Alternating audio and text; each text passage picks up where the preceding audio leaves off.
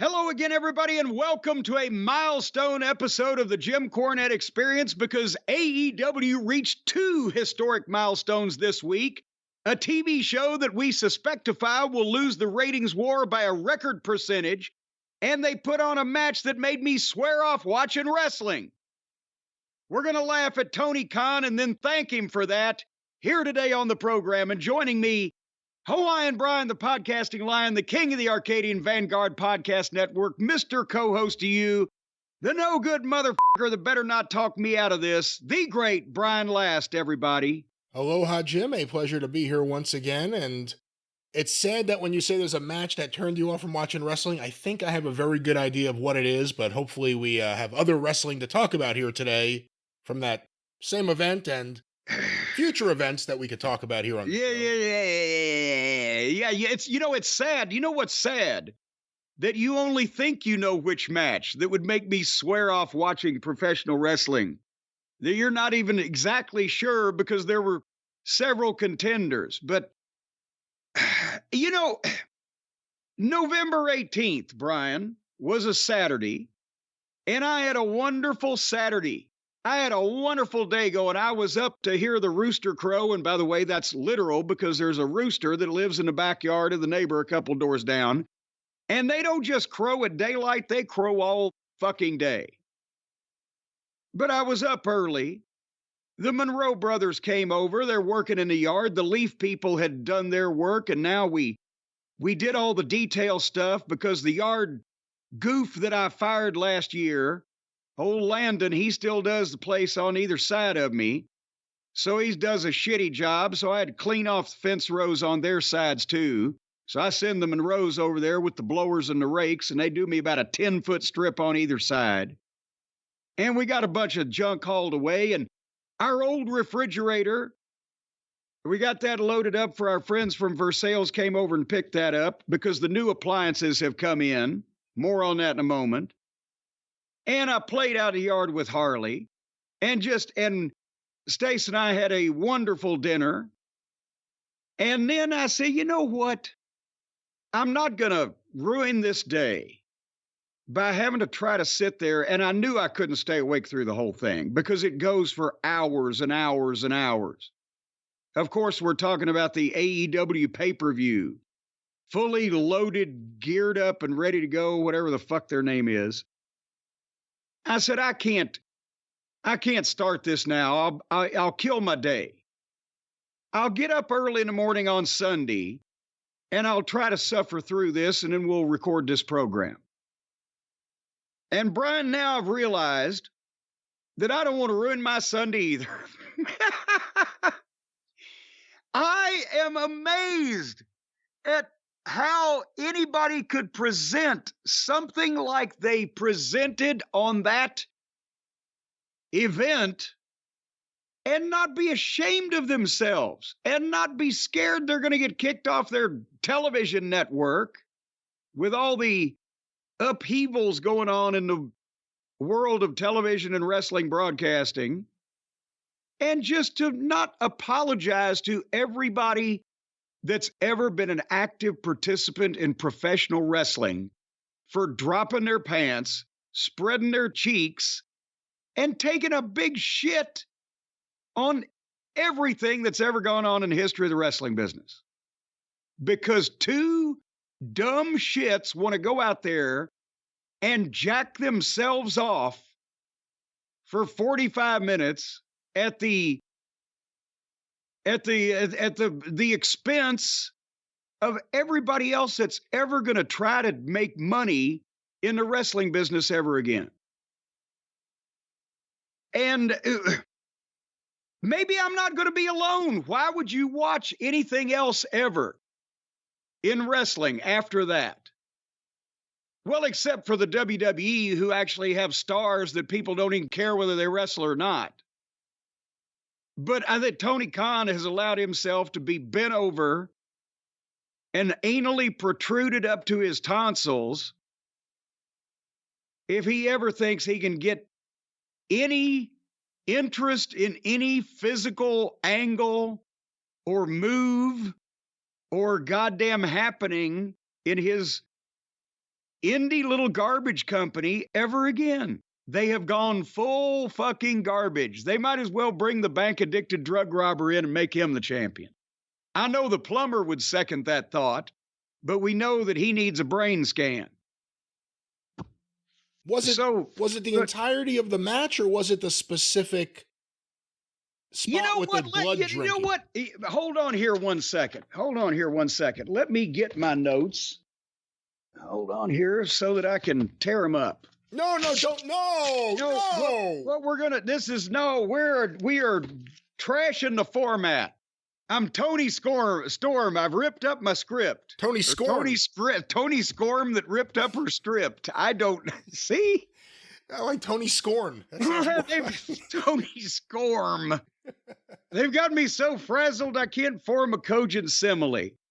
We were going to do a normal opening to the program and talk and everything, and I was going to explain to you over the course of this that I don't ever want to watch wrestling again. And I figure, you being the fucking professionally dedicated person that you are, you might take issue with that. I don't know, because you saw the same thing. You probably might just get mad at me because, hey, motherfucker, I had to watch this whole thing. But what? I turned it off. I have seen the predominant part of AEW Full Gear from the Kia Forum. They couldn't get a full-size American car, goddamn, by the naming rights. I've seen the predominant part of it. I turned it off after the Swerve, Strickland, and Hangnail Page. What would you call that? It wasn't a match. It wasn't a fight because they were obviously cooperating. It wasn't a match because it wasn't an athletic contest or a struggle in any fashion. It was a ridiculous, I don't know, kung fu movie scene from the 70s with fucking props where the bad kung fu guy jumps up 25 feet in the air, does 4 fucking triple flips over frontwards, and then goes to kick the hero, but he stops time with his fucking arm movements and then kicks the guy 7 times in the face in 1 second, and they fly through a wall. That's about how realistic it was. So it wasn't a match. It wasn't a contest. It wasn't a fight because you could tell they were cooperating with each other to do stupid shit, silly shit, nonsense, stuff that nobody could possibly live through, except it was as phony as a fucking football bat. What have they wrapped themselves up in their video games to the point where they don't remember what is really legitimately possible for the human anatomy and what's a bunch of bullshit that's just killing any potential angle or injury or hospitalization deal or a devastating finish that you could ever do again in wrestling for the saps that were sucker enough to have to sit through and watch this, including me? I think it's all about cheap pops. It's all about whatever you're going to get a reaction from in the room, and you got a lot of oohs and ahs. My question was, did you make it through the match, or did you stop at a certain point in the match? No, I was transfixed at how not only stupid, we knew that Page was, I believe, a great man once said, an empty-headed dumb fuck who's never done anything in the business, but I didn't know he was completely mentally unstable. I thought he was just a soft, whiny little bitch. But he's a goddamn idiot. And Swerve, who we've talked about having talent. I didn't realize that he was also a mental fucking incompetent. And I didn't know that either one of them would be allowed to go out there and ruin Tony Khan's business without somebody at the direction of Tony fucking Khan sending the hook out there to get them out of that fucking ring. Well, based on the fact you just ripped up these notes and you decided to talk about this, I don't know if we're going to review this match right now, but let me just ask you this, whether it's this match or anything else, I don't think it'll be something like Kota Ibushi on a bike, but something like this match. At what point is AWA? At what point is AEW going to have their cocaine spot? You know what I mean? The thing that they do that they think is okay, that they justify in their minds, that their partners go, you know, I may not want to do more business with you. Haven't they just done it? Haven't they just done it when Remember, I've told you the story before when the Sheik ran Cincinnati. And in the Sheik's territory, Cincinnati was the second biggest drawing town behind Detroit. It had been since Barnett owned the territory in the 50s. Cincinnati was drawing 10, 12,000 people to the Gardens, right? And through the early 70s, it was huge. But we've talked about Sheik's territory. They aged out, but also all of the violence and the blood and the gaga. Not only could you not follow it with the fans, but then they had problems with the TV stations. And when Jerry Jarrett went to Cincinnati to try to get TV in 1980, because the Sheik had been off TV there for 2 or 3 years, at least at that point, except for he got his show on WLW Channel 5, the strongest station in the market, in 1979 for a while in the summertime at 1:30 at Friday night, Saturday morning. And you couldn't promote Jesus Christ versus Satan in a fucking arm wrestling match in Cincinnati at 1:30 in the morning, right? And he couldn't afford to run the Gardens anymore. The town had been a big town for 20 years. It was dead. Jarrett tried to get TV, and he went to one of the stations, and they said the program director called him back and said, "Come here, I want to show you something." And he pulled out a tape that he had in his office and stuck it in the machine, and there was Sheik's TV from a few years before that when he was hot-shotting, trying to get the town back. And it was him holding the snake up to the fucking job guy's head while he's hanging him over the ropes. But in the other hand, the Sheik's cutting him with a blade. And the program director said, "That's why pro wrestling will never be on my TV station." And it's not just AEW or, the initials don't matter, the NWA, whatever. When these people who don't give a fuck about wrestling except as a commodity on their station, if they won't watch this, we'll get fucking Hucklebuck Rules. What's that fucking guy's name? Vanderpump. We'll get that. We'll get somebody watches. They don't have to have wrestling. So they think of wrestling by what the experience they have is, and it's all wrestling. And Vince, to his credit, that's what he was trying to overcome that a lot of the promoters inflicted on themselves. But now it gotten completely out of hand. Does a cable network or a broadcast platform, do they want to deal with a company that's listed on the New York Stock Exchange, that's involved TKO, that's with Endeavor, multi-billion-dollar company producing all this television programming? They're the brand name. Yeah. Or do they want to deal with some guy that's putting on a program where they're drinking each other's blood legitimately for real on their fucking pay-per-views? What do they think they're going to get on their TV show? A human sacrifice? Goat fucking? What? And you're not even talking about the idea, what if Adam Page somehow gets a bloodborne disease or something? I'm not saying Swerve has anything, but we don't know what's going on. Usually you don't drink people's blood like that, especially in a public square.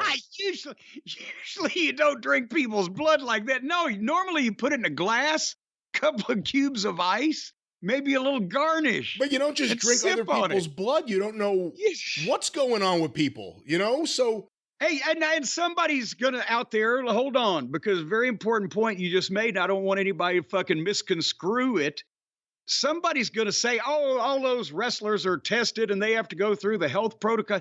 In the WWE, they are. We don't know what the fuck's going on over there at the medical facilities. Even if he's tested. Hey, did you get your test back? Yeah, I got nothing. All right, I'll drink it. There's no argument that anyone can make that make me say, okay, I'll just lay here and drink some of that blood. None. If we're talking about this match before we review the match, talking around the match, can I ask you something about the actual booking of what's been happening? Beyond the match and the spectacle of it. Beyond the fact that it happened. How did any of this help Adam Page? He lost. After all of that, he lost. The cool heel won. The guy who breaks into houses, mugs people in their houses, terrorizes babies, does promos on babies, and throws merch at them. This guy, after all that... Hey, we've said it a million times. You can terrorize a baby, you can cut promos on a baby, but you can't throw the merchandise. Adam Page is suddenly wearing black. You didn't see the promo on Dynamite. She didn't watch it. He did a good for Adam Page promo to fire people up. Has this long, torturous match for both the audience and the person in it, whoever you want to be on the side of, other than Nana, who's having a ball. Yeah. He's having a ball. He's a bet. I love you, poo-poo, to Prince Nana, by the way. I've always loved Nana. You know what? He is so perfect with Swerve because he's the exact opposite of Swerve. Whatever seriousness and badassery Swerve gives off, Nana's out there doing his dance, and it works. But it went on forever, and then Adam Page lost. I don't want to see these guys again. After the last match, it's like, okay, it's over. The feud's over. And then they introduced all this other stuff, and then he lost again. He lost again. But no, wait, it makes perfect sense because the babyface fighting for the honor of his baby kicked the shit out of the heel last week on free television and took the heat completely off the fucking heel. So on the show that they had to pay to see, where that's where you would expect retribution, that's when they turned the tables and the heel won. And the babyface was standing there with his tiny dick in his ineffective hand. Here's what the finish should have been. Adam Page should have beat the shit out of Swerve, gotten him down, and then pulled back and stopped. And then waved to someone in the crowd. Here's the wife pushing the crib through the crowd. He hits Swerve with the crib. And then the kid urinates. He holds the kid over Swerve, and he urinates on Swerve. Everyone gets retribution. The kid, the wife, and of course Adam, the Hangman Page. You know what? I swear to God, I was with you until I thought you were going to say, and he hits Swerve with the baby. You know, they have fake windows and they have fake offices. Why not a fake baby you can use as a gimmick? Why not at this point? Snitsky had one. Don't kick the baby. You know, folks, again, this is more entertaining than the match was. What we're talking about here now, but back to seriousness for a second. So yes, so let's say, for the purposes of saying what a lot of other people have been talking about, that all these media rights that are still up in the air, whether it's AEW's renewals or whether it's WWE's uncompleted arrangements or whatever, and things are switching around, popping around from network to network. If WBD was indeed interested in having the WWE programming on their networks, the programs that don't lose 25% of the audience from start to finish or don't have an audience to begin with, or the programs that do end on time except when they're scheduled to go over, and the programs that do come from buildings with fucking people in them,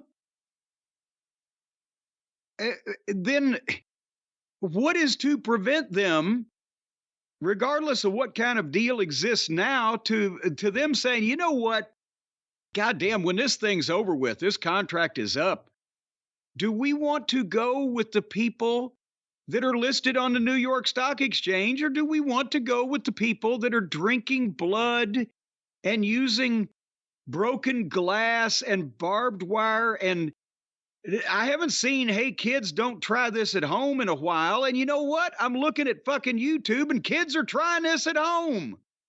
There's the fucking Wheeler Useless's little pudgy brother that jumps off the shit into barbed wire. What's his name? Superhuman. That's one example. I don't know how many kids are trying this specific garbage I mean, kids are stupid these days, but to put it for any reason, it's distasteful. It's ridiculous. From a television network broadcasting standpoint, why would you want to show that to a wide audience? That's the kind of shit they used to have on the late night VHS commercials. Too shocking for television. And the train runs over the fucking guy and splatters him everywhere. You're probably not going to see that on NBC. But from a professional standpoint, These selfish, self-indulgent fucking pricks. Why would they not leave anything else for not only any individual in their business to ever do to anybody ever again, but their own company? Sabotage their own main events, not only in the building, but their own future business. What is going to be done? How do you get heat on somebody? How does somebody hurt somebody anymore? There is no heat. Hey, they went into Adam Page's house, terrorized his family. What did the crowd do when Adam Page finally started kicking Swerve's ass? They chanted Swerve's house. Yes. They booked Swerve, the heel, to be liked. It was an intentional thing. They booked this guy to be liked, and the fans liked him. The babyface looks like complete shit. Well, I mean, also it's Page to begin with, and who likes him? Nobody.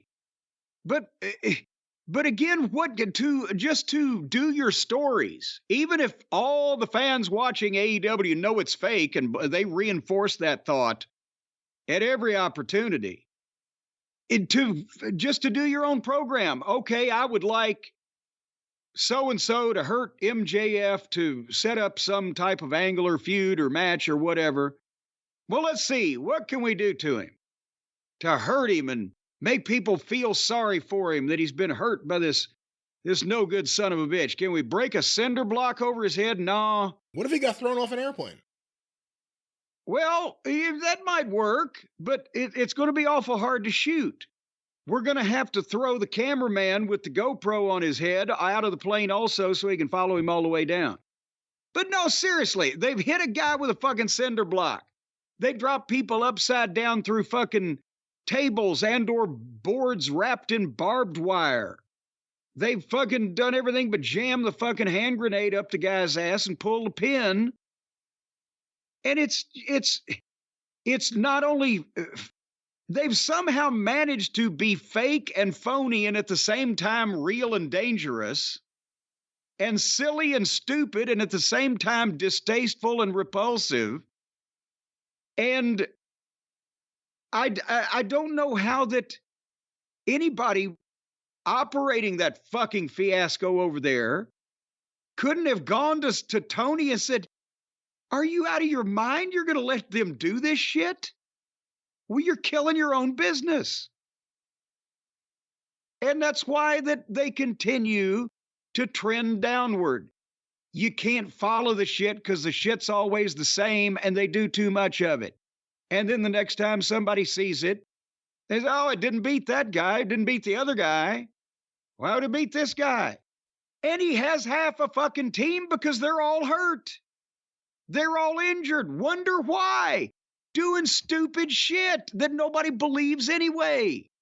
Nobody cares about any of them.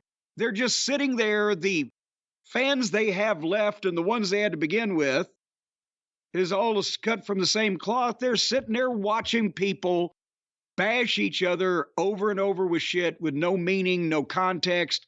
And they just want to go, "Oh, oh." And then they leave and they can't remember half of it when they went home. Go ahead. I'm sorry. Well, the fact that Adam Page lost still is amazing, but you have to remember what AEW is. It's Tony Khan using the money his dad has given him to live out his dream. And what Tony does is he tries to let these wrestlers live out whatever dream, whatever idea they have.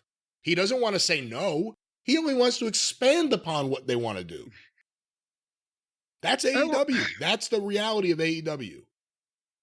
So I don't know whether, again, the distastefulness, the unprofessionalism, or the phoniness, or the silliness, at the same time risking their various bones. I would say risk their neck, their legs, their whatever the fuck. But let's talk about these fucking self-indulgent Whoa. Were those and ones? The phone's going to ring. I forgot to move the phone. Those nitwits on the phone? Hold on. Hello. Hello. Hi. You're a fucking electronic voice speaking to me, and I'm humoring you. I like to fuck donkeys. How about you? Whoa. You know, I don't think it's programmed to take that response. Yeah, I hope it's not recorded. Yeah, I said hello because I was going to choose somebody out, right? He was like, hello. I'm like, hello? Hello, this is so and so with such and such. And you heard what I said. And then there was just silence, but it was a recorded voice. Anyway, where were we? I don't know. Are we still on the air now? We can be. We don't have to be, but we were talking. We were not reviewing. We were just talking about Swerve. Well, we were Page, about to. We were about to review it because again, I think I was saying whether the unprofessionalism or the fakeness and phoniness and the risk, and everybody's hurt, everybody's injured because they don't know what the fuck they're doing, and nobody is there to restrain them. So let's go up from the beginning of this fucking fiasco to the end when I decided to quit watching wrestling and turn this fucking thing off. Well, hold on. Are we going to talk about just that one match right now? Yes, because that's all I want to talk about of this fucking thing. So you didn't see the two matches after that? I mean, you didn't take a break? No, I could not. I didn't want to ruin my fucking Sunday any more than it was already ruined, and I don't want to see any more wrestling after watching this fucking thing, and I don't want to talk about what I saw beforehand. I know, but this was bad enough. This isn't a Dynamite. This is a pay-per-view. The listeners want to hear you talk about, the MJF thing is a big culmination of things even happening on this show, not just I see it now. Hear you following your. I know you like a book, Brian Last. You're gonna try to fucking talk me. No. I'm just trying to get you to do what all your loyal listeners are hoping they get to hear from you, a review, a thorough review, a thoughtful review. If anybody at AEW wanted me to watch this whole show, or anybody else for that matter, they should have put all the good shit on before this match. Because you mean to tell me that the natural response of most wrestling fans or human beings after you saw something like this be, boy, I can't wait to see some more fucking wrestling. Well, if you think I'm going to try to talk you into watching those other two matches, you're right. But let me just say, I don't think you're wrong in that respect, because if you had kept the TV on, you would have seen that for the final two matches, including the Young Bucks, and this is a hometown show for them, or so to speak, the crowd was dead. The crowd was burned out because it wasn't just the brutality, it was the length of it. And it's hard to follow that. Like you said, how do you ever follow that? But it's hard to follow it that night. The horribleness and awfulness of it will never be forgotten. And that's the point. You're shitting on your coworkers and on the main events. The matches that were at the top of the card because the people were supposed to pay to see them instead of your undercard bullshit. I mean, those guys, if they had done that in any territory, or it actually in WWE or F or WCW in the 90s, well, not only would they have been fired because they would have been going into business for themselves, they wouldn't have been allowed to do that, but a lot of the boys in the locker room would have been standing in line to kick the shit out of them. Because what the fuck? Can you see goddamn Steve Austin or The Undertaker having to go out in the money match that sold fucking however many millions of dollars of pay-per-views after something like this underneath without going in there and kicking the shit out of these two guys? Holy Christ. Anyway. Well, the match was a Texas death match. No, it wasn't. It was billed as a Texas death match. It was what Tony Khan calls a Texas death match, and which is basically the same thing as every other AEW no DQ lazy booking match. Anything goes, there are no rules, and you can do anything you want to do. And there's no other goddamn difference in all of their fucking matches. None of the Texas death match rules that were observed for 70 years before this apply. Well, I mean, to be fair, the rest of the matches on the show after this, none of the rules are really in application there either. When it comes to tag team matches, everyone being in the ring in a tornado fashion, you see a lot of that. Well, but at least Nana got dancing girls. Can you explain to me why that they make the heels entrances so cool and have the cast of extras or the singers or the dancers or the rappers or the hippers or the hoppers And then the baby faces just wander out like fucking putzes. Maybe that's another reason why that they cheer the heels. That's the ultimate example of Mark booking. The idea that they think Swerve is going to be the cool heel, not realizing that cause and effect in 2023, it actually hurts everything if that's the way you present it. Well, I thought they were Nana's dancing girls. I guess Swerve had that entrance too. The attention was on Nana and the dancing girls, not Swerve. I think Nana was the leader of the dancing girls.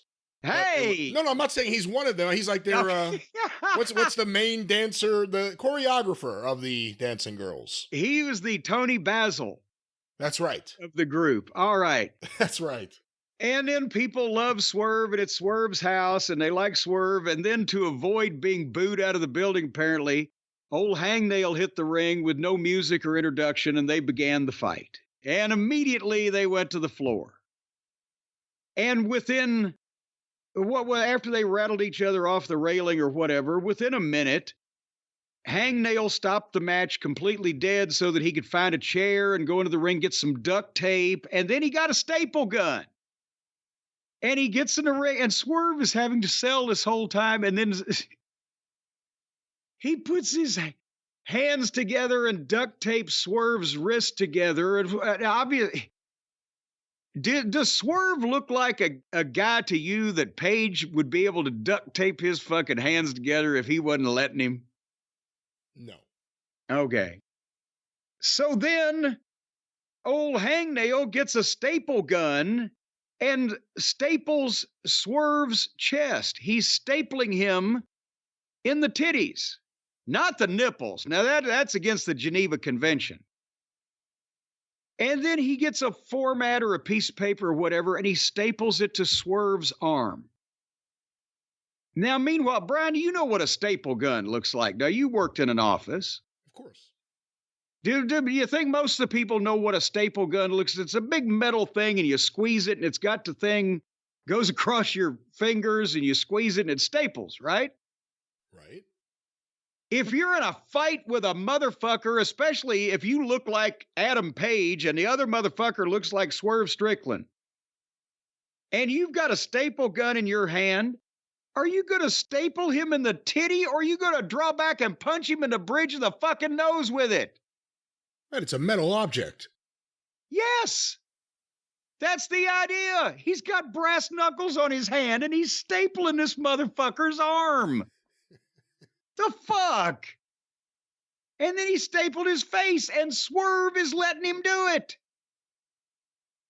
And because we know that this is all fake, because of the general overall presentation of AEW, people are sitting there going, well, this stupid motherfucker is letting this other stupid motherfucker staple his fucking cheek and his titties. And at that point, somehow he's busted Swerve open also, and Swerve hit a gusher and starts pouring blood. And this is where Paige lays down on his back as Swerve is bending over, bleeding from his head, lays down on his back and opens his mouth so that he can drink Swerve's blood to show how badass he is. And I believe at that point, you know, again, I go back to when Lyndon Johnson said after Cronkite came back from Vietnam, if we've lost Cronkite, we've lost America. I think they've lost the female audience that they might not have had to begin with on that one. And they might have lost the network that they potentially might or might not have had off of that one. What, you fucking idiot. Just, he's no better than the plumber or the fucking bank-addicted drug robber. He got more hair, that's it, old Page. Otherwise, he's as stupid and demented and fucking distasteful. So then, he got a barbed wire wrapped chair. But while he was going to find that, because there's one of those lying under the ring at every wrestling event. Whose job is that, to wrap the chair? Well, and the thing is, by the time that they finish doing this, you can tell that the barbed wire is phony because they've take so many bumps in this and so hit each other with the chair wrapped in barbed wire and take the bumps on the boards wrapped in barbed wire and wrapped barbed wire around each other and tie each other up with it, that they would be ripped to shreds. And maybe the people in Los Angeles are not familiar with barbed wire. I bet there's a few neighborhoods out there that got some razor wire. But anybody that's ever been within 10 miles of a fucking farm knows that you would look like you were a tomato thrown through a screen door if that barbed wire was legitimate. So all of their wounds mostly appeared to be self-inflicted. But nevertheless, then here's how stupid they both are and how Paige, he will never get over if they fucking stick a tube of helium up his ass and inflate him like the Hindenburg. He will never get over because he doesn't know how to be a babyface. He keeps stapling Swerve. So Swerve, the heel, hulks up and doesn't sell the stapling and takes the stapler while it's in Paige's own hand and turns it around and makes the babyface staple his own fucking face. Can I repeat that? He made the babyface holding the staple gun staple his own fucking face. So then... Very Three Stooges-esque. Oh, well, and then Mo leveled Curly. Hey. Certainly. And then Swerve gets the staple gun and just walks around the ring stapling himself over and over while he's laughing about it. So now they started and killed the staple gun in fucking 5 minutes. And then Swerve pulled out a concrete block and put it on the apron of the ring and gave Hangnail a Death Valley driver on the apron on top of the block. And he actually did land, he caught some of the ropes on the way down to kind of deflect it a little bit, but the motherfucker landed him back of his shoulders first on the block, which is a perfect fucking spinal treatment if you're a professional athlete and expect to use your body for several more years. And then Swerve gave Hangnail a pile driver on the top edge of the barricade, and then Hangnail got him some color. And this time, I guess because in the past he's been accused of being trepidatious of the blade, he went asshole to appetite on this one. Now they're both pouring the blood. And so now at this point, they get in the ring and start doing wrestling moves to each other. And by the way, every once in a while, they will let the referee count them. But whether they're shot by the bazooka or run over by the Sherman tank or hammered by the Rainbow Bread truck or whatever, they always seem to get up by 7 or 8. And then finally, Hangnail puts a loop of barbed wire around Swerve and ties his arms, allegedly ties his arms, and that's another giveaway. If that was wire, you don't need to try to tie it. All you got to do is crimp it. It's like a heavy-duty version of your goddamn loaf of bread tie. You crimp it a time or two, it'll stay. But he puts the loop around and ties his arms and then body slams him on it. And I wrote, my God, I can't wait for this to be over. But apparently we had to. Then Hangnail gave Swerve a tombstone on the barbed wire chair. And the referee was counting to 10. Of course, Swerve got up at 8 or 9, which was actually about 30 seconds. So now we know that if you get tombstoned on a metal folding chair wrapped in barbed wire by Hangnail Page, you'll be up in the time it takes to watch a TV commercial. And they better hope that nobody watched this at all, or they might as well fold their fucking tent. That was my notation at the time. It was the biggest crowd in months. Yeah, well, there you go. So at the exact worst time possible, they draw a crowd to see this fucking abortion. So then Swerve power bombed the fucking idiot on the barbed wire chair and then hit the double stomp off the top rope on the barbed wire chair on him. And then Swerve brought in a bag of broken glass and poured it on top of Hangnail and then went to the top rope and gave him a 450-degree splash off the top rope. Why would you do that? Why would you willingly hurt yourself to kick the shit out of somebody? It's so fucking stupid and childish. They act like they're in a video game. And none of this is real, and they aren't really fucking human beings. Did you see Dax, old Dax Hardwood, our friend in FTR? Did you see what he tweeted this morning? I did not. The morning after picture. He's got, his head was busted open. I couldn't tell whether, because it was Twitter and it was small, whether there was a stitch or two in there and a black eye and dings on his head. And just a close-up of his face. And he was tweeting, I wonder what the business people in first class on this plane that I'm on, because he's sitting on the plane, think about my face, but that's what we go through for the love of the sport and the whatever the fuck, right? Positive uplifting. I said, if there's anybody in the goddamn wrestling business in first class, they probably think you ought to find some fucking opponents that can work and a goddamn booker that realizes you're human beings and not video game characters.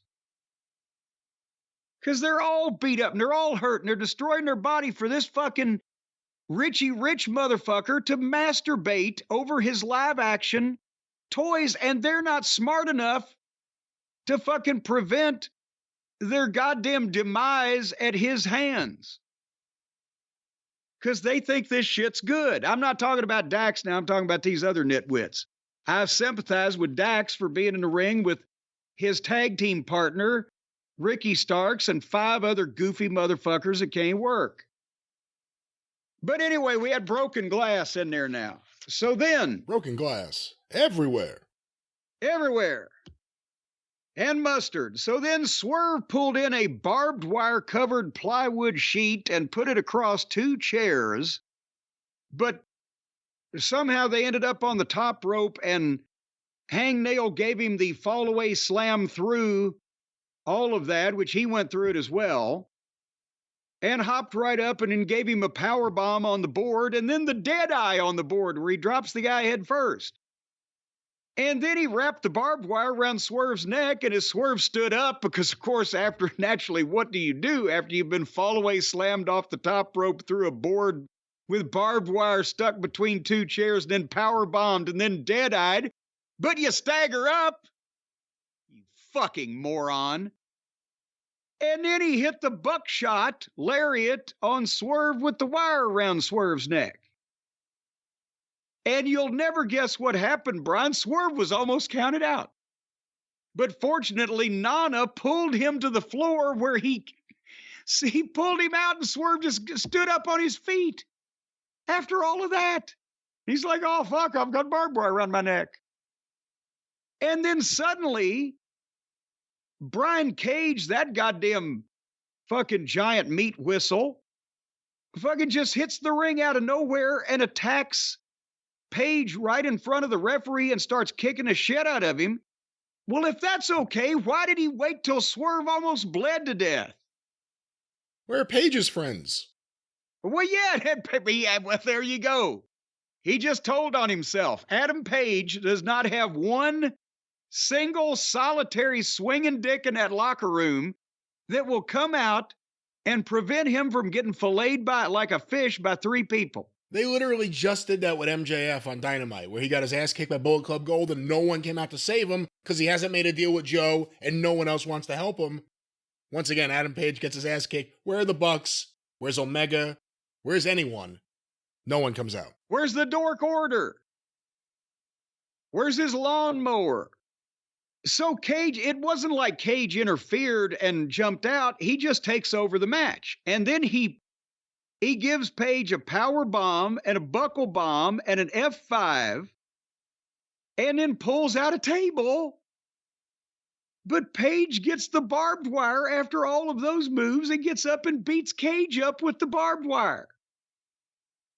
And then here comes Nana. And Nana hits Paige with a chair, and Paige bows up, which you should when the manager uses a gimmick at some point. That's an acceptable spot. Of course, not from a corpse, because Paige should have been dead 5 times already.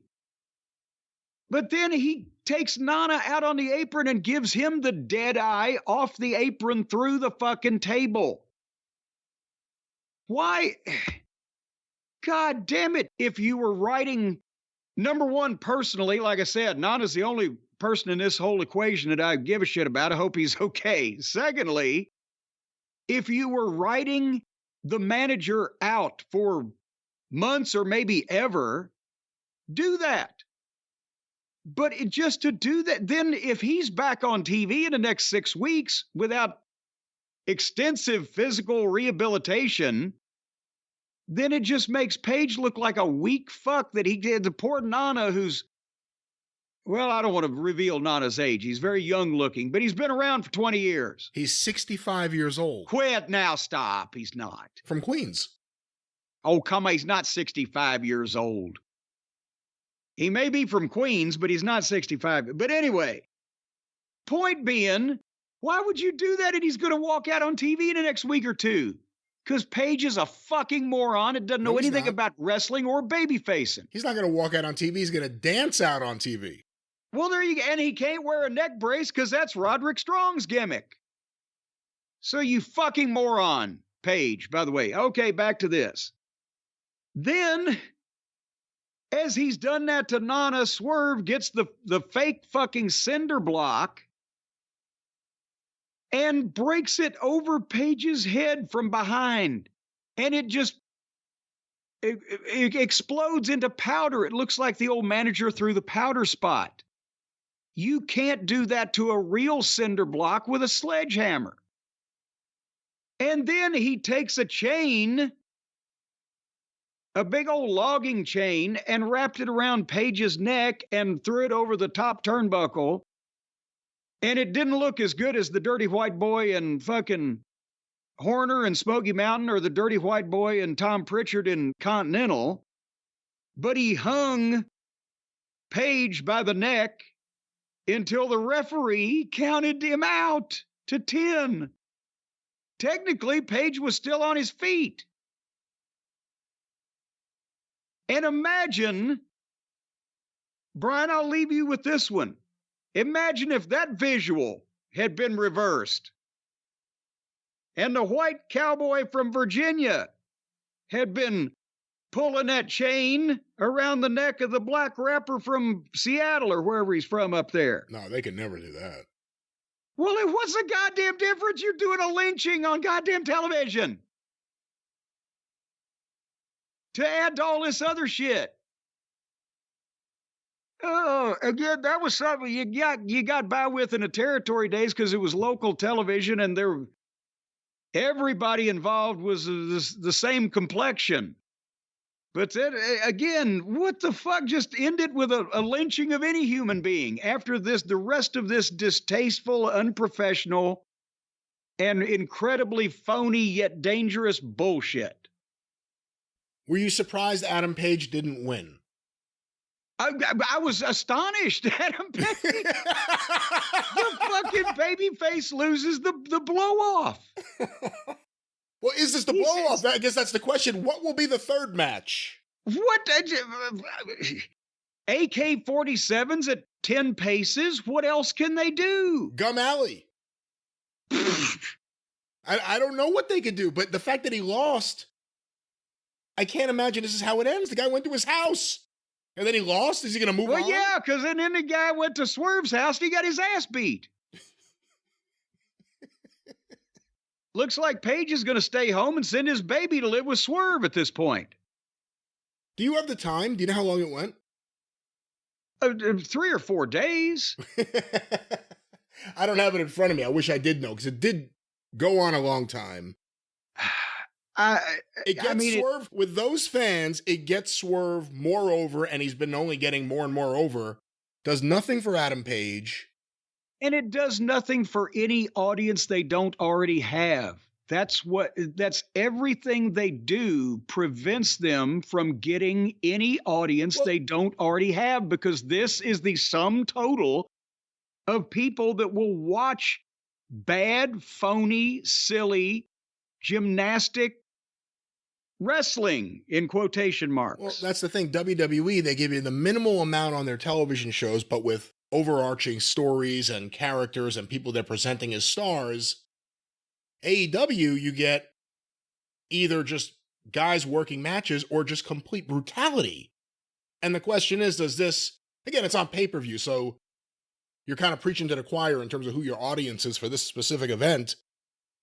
But does brutality cause people to become wrestling fans, or does characters, promos, personalities, star power cause them to become pro wrestling fans? Characters, personalities, star power make a large percentage of the fans. There's always going to be somebody that sees something and goes, "Oh, I got to watch more of this." But the I think the justification in some of these morons' minds for doing this is because they go, "Oh, well, there was Abdullah the Butcher and there was the Sheik and there was always violence, and Wild Bill Longson hit people with chairs or whatever." Context matters. Presentation matters.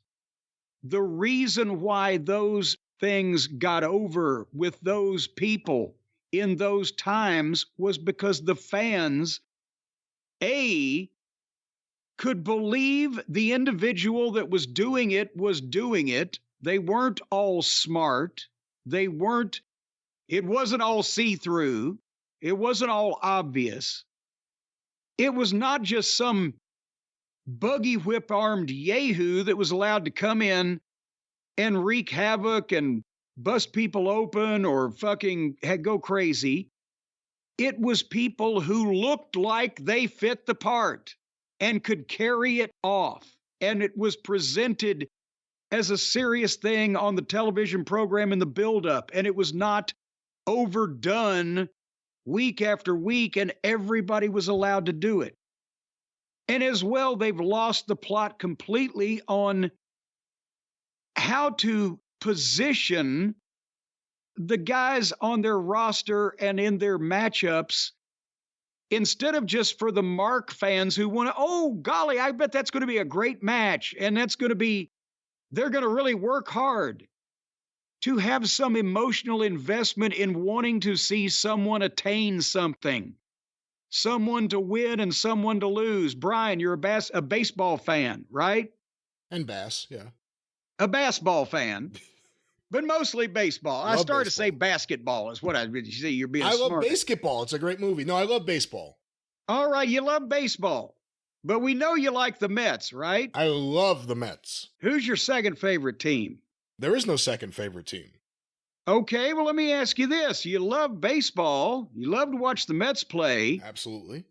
Okay, who are the two worst teams in the goddamn league? The worst teams in the league? Yeah. Oh, geez. Well, the Marlins actually had a pretty good year. We're going division by division. Arizona made it to the playoffs. Well, you don't have to know. Who are two crummy teams? Two crummy teams in the past year. The Cardinals had a pretty crummy year, even though traditionally they've been pretty good. And I guess you could say the Padres had a very disappointing year. Okay, you love baseball. The Cardinals and the Padres are on TV. You going to skip it or you going to watch it? Depends. It depends on what else is on, but if there's nothing on, I would certainly put it on and have it on in the background, sure. If something else is on, such as an all-night gas station or a fucking new Denny's opening. Well, if it's like a TV show I want to watch versus a baseball game not involving the Mets, I'll choose the TV show I want to watch. If it's the Mets, I find a way to watch both, or I watch the Mets. Yeah, well, the point I'm trying to make is that in any contest or conflict or sporting event or game or match or fight or whatever, most people watch because they want one or the other side or team or entities to win, right? They don't just watch it because if you're a baseball fan, you don't watch every goddamn game that every major league team plays because it's goddamn baseball. You can't. I think typically that's right. I mean, there are fans who will watch a lot of games, but I think a lot of fans like their team. They watch their team's games. They may occasionally watch other teams and, of course, highlight shows, but day to day, it's about your team. Yeah, so the point is you get people invested in a one side or the other, and that is the foundation of wrestling, is to the reason why the heel babyface dynamic was invented back in the days of the Goldust Trio is because it helps sell tickets when naturally Ali and Frazier was the biggest, event of its time in boxing because Ali was an incredible polarizing figure, but there was somebody to root for and somebody to root against, depending on which side you were on both sides. Or any rivalry in sports, or the University of Kentucky, University of Louisville. It's not just the game they're playing, it's who's playing it and how it's presented. And that's what they're just trying to do. Every goddamn wrestling trope, as the kids say it, or cliche, or angle, or deal, or finish, or plagiarize and, prostitute every, wrestling thing that they've seen or heard of or watched on YouTube, and everybody's allowed to do everything. And there's no contextualizing of who you're supposed to really root for and who you're supposed to be against. The WWE has all those things. Now, people may violate that. They may not really hate Dominic. They'd like to just boo because it's cool. But they're still, they know whose side they're supposed to be on. They know who they're supposed to want to see win. It makes sense. In the 100 years leading up to when the wrestling business went to shit, you were pretty much out of business if the people didn't know whose side they were supposed to be on, whose side the wrestlers were each on, and why they were mad at each other. And then you could do anything from there. But Tony is just, because of his chemical brain makeup that has led to whatever medication he is on or needs to be on. It's just all about oh my God, these matches and these moves and this oh my God, it'll be so great, great, great, great, great. And he's going to kill everybody. I'm not just talking about business-wise, I'm talking about physically. Well, of course, Jim, not everyone thought of it what you thought of it. I did hear from a lot of people who did like it. A lot of people thought it was the most brutal match in wrestling history, but I guess this will... It was brutal, all right. Here's one example. Dave Meltzer tweeted out last night. Oh, I'm sure he did. Swerve won the death match after a cinder block shot and hanging him with a chain. This would have been remembered as an all-time classic if it ended without the interference. Maybe it will be, even with. So do you think Brian Cage's interference took away from this match's status as an all-time classic? Boy, how do I answer that question? No, this match would have been an all-time stinker regardless, but Cage's, yes, it did take it down even a further notch. How low can you go with that stupid business in front of the referee and etc.? But again, at some point, somebody has to try to be the adult in the room and tell these children, and I'm not talking about the world's oldest teenager, Dave Meltzer. I'm talking about somebody that has got to go in there and say, look, you can't keep doing this shit. It's ridiculous. You're killing the business not only for your own company, but for future generations. What's left to do? It's all phony and silly. It makes no sense. There's no control here. There's no context. And it's unprofessional, and you're going to get kicked off television doing this shit sooner or later. All of those things. But nobody will, because Tony's Richie Rich, and he's not used to Cadbury telling him no when he wants a second poached egg. Fuck. Well, that was a review of Swerve versus Page at AEW Full Gear, and I know this is your show, but this is probably around the time we should transition to a sponsor. No, I don't. I'm not in the mood. I'm not in the mood to do a goddamn commercial either. I'll tell you what I'm going to do. We're going to make note of a few. Hold on. Let me throw the rest of the pay-per-view notes across the room. No. We're going to make note. We're going to make note. Come on. Of a say. Wait a minute. Hold on now. You hear that? I hear lawnmowers. No, sirens. Oh no! Fire engine coming down the road. I heard you're going to tear up your Going notes. down the road. They're helping out. Anyway, real quick, it's not a full-fledged Reggie's Corner, but I've got sad news before we go any further in this program. Hank next door has passed away. And, of course, he's known here on the program as the puppy dog that used to come over here and shit on my sidewalk. But Hank was Harley's friend. He was 15 or 16. I can't remember which, but he'd had cancer for some time and old age. And finally, his mother had to make the choice to send him on. But within 2 days, a new puppy is here. We're glad to welcome Tucker to the neighborhood.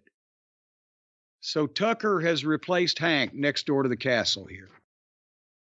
And this woman has no idea I even do a podcast, and I'm sure she'd be mortified at some of the language used, but I wanted to remember Hank because he has been somewhat of a recurring character here on the program.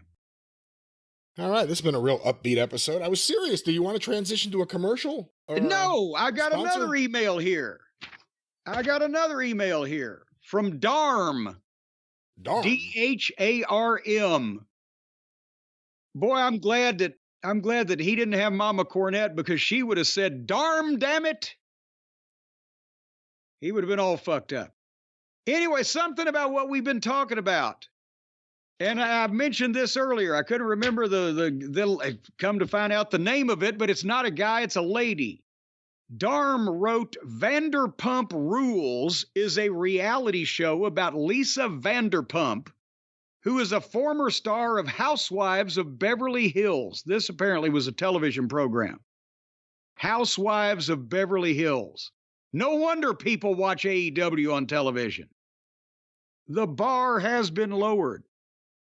Apparently, Lisa Vanderpump is a rich 60-year-old housewife from Beverly Hills, originally from England, who is also an entrepreneur and owns roughly 30-plus restaurants. So apparently she got a heck of a divorce settlement. What the fuck? Rich housewives of Beverly Hills. You know, it's like my Uncle Dink used to say. His wife was a great housekeeper. She'd been married 3 times, kept the house every time. I like that show better when it was called Dynasty. Well, the show Vanderpump Rules, Darm goes on to say, is about her restaurant staff and her PR firm. This sounds like fucking Dixie. Oh my God, it does. It's melodramatic, exaggerated, staged, manipulated by producers, and is a reality show featuring a bunch of whining restaurant staff who hook up with each other a lot, wannabe models trying to break into Hollywood who get into fake fights and arguments, endless bickering, relationship and friendships, people breaking up with each other, backstabbing, punching each other every now and then. It's AEW. Sounds like AEW. And he goes on to say it's a stupid show about a bunch of bitches, and by bitches I mean the guys. It's about attention whores, still talking about the guys, yelling and cursing at each other to be on the wannabe Housewives of Whatnot show.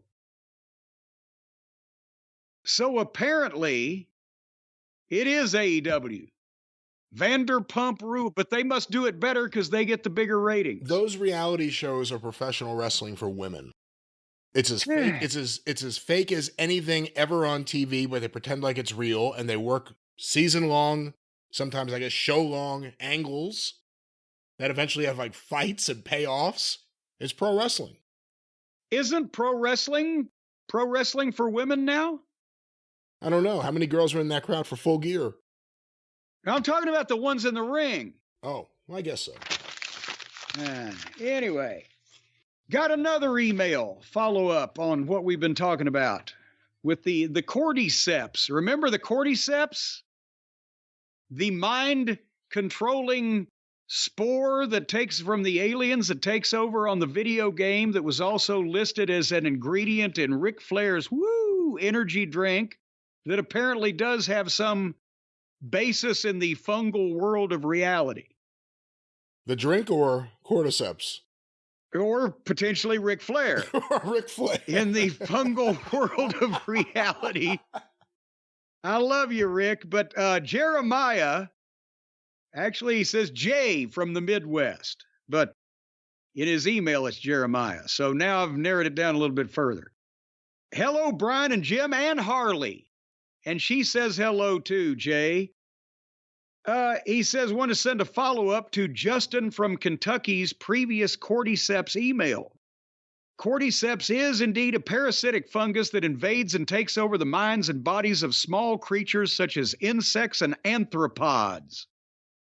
I believe that might be two of the new AEW tag teams. The fungus will enter the unassuming host body and slowly take over its brain and motor functions. The fungus will spread itself throughout the host body until all nutrients and life force is consumed. During this process, the fungus will also begin to break through the host body, usually in the shape of stems and stalks. So if you see a motherfucker walking down the street, has got mushrooms growing out of his shoulders, run. He's a Ric Flair fan. He's got mushrooms growing out of him. He's a nature boy. That nature's mushrooms. Toward the end of the host's life, the fungus will force the host to reach high ground. When the host reaches high ground, it dies and causes the fungus spores to spread, which leads to any nearby insect to risk becoming infected. Or as it says on the can, woo! Woo! And the idea in the video game The Last of Us is that a strain of cordyceps became powerful enough to infect human hosts, which then led to the global apocalypse and near extinction of humanity. And apparently, he says, if that concept isn't nightmarish enough, there are currently a plethora of fools out there teaching cordyceps how to infect human cells. What is there now a career of mushroom training on the black market? We'll train these mushrooms to take over your cells unless you pay us X amount of money. Yeah, that's weird. I don't know. Anyway, Jay from the Midwest, he says even cordyceps wouldn't want to live here. All righty. And speaking of the cordyceps in the woo, got another email here from Tyler from Pittsburgh. Hello, Jim and Brian. Why do they always mention you? Because I'm over here. Well, I'm over here now. I was listening to the most recent episode of The Experience. I heard you and Jim. Now he's just addressing you directly. What the fuck? Hi, Tyler. It's nice to hear from you. Yeah. I heard you and Jim talk about woo energy once again, with you mentioning if other energy drinks had warning labels on them. Other energy drinks have similar labels, but this isn't what I wanted to talk about. I have tried the 3 woo energy flavors and wanted to write in to say that they are not good. Very, very bad. Is that what he said? My girlfriend said they were the worst energy drinks she had ever had, mentioning they tasted like Smarties dissolved in battery acid. Just like Ric Flair. But now, come on now. Oh, you can't. Would you just yank a knot in that now? He says they tasted powdery with an unbelievable artificially sweetened flavor to mask the bitter mushroom-based aftertaste, literally the worst of both worlds. Yeah, we haven't even discussed the fact it's a mushroom elixir. It must taste like mushroom, right? Apparently there's a bitter mushroom-based aftertaste that they try to hide with Smarties and acid or whatever this guy and battery acid. To be fair, you take a sip of battery acid, you're not going to taste a lot of the finer points of things.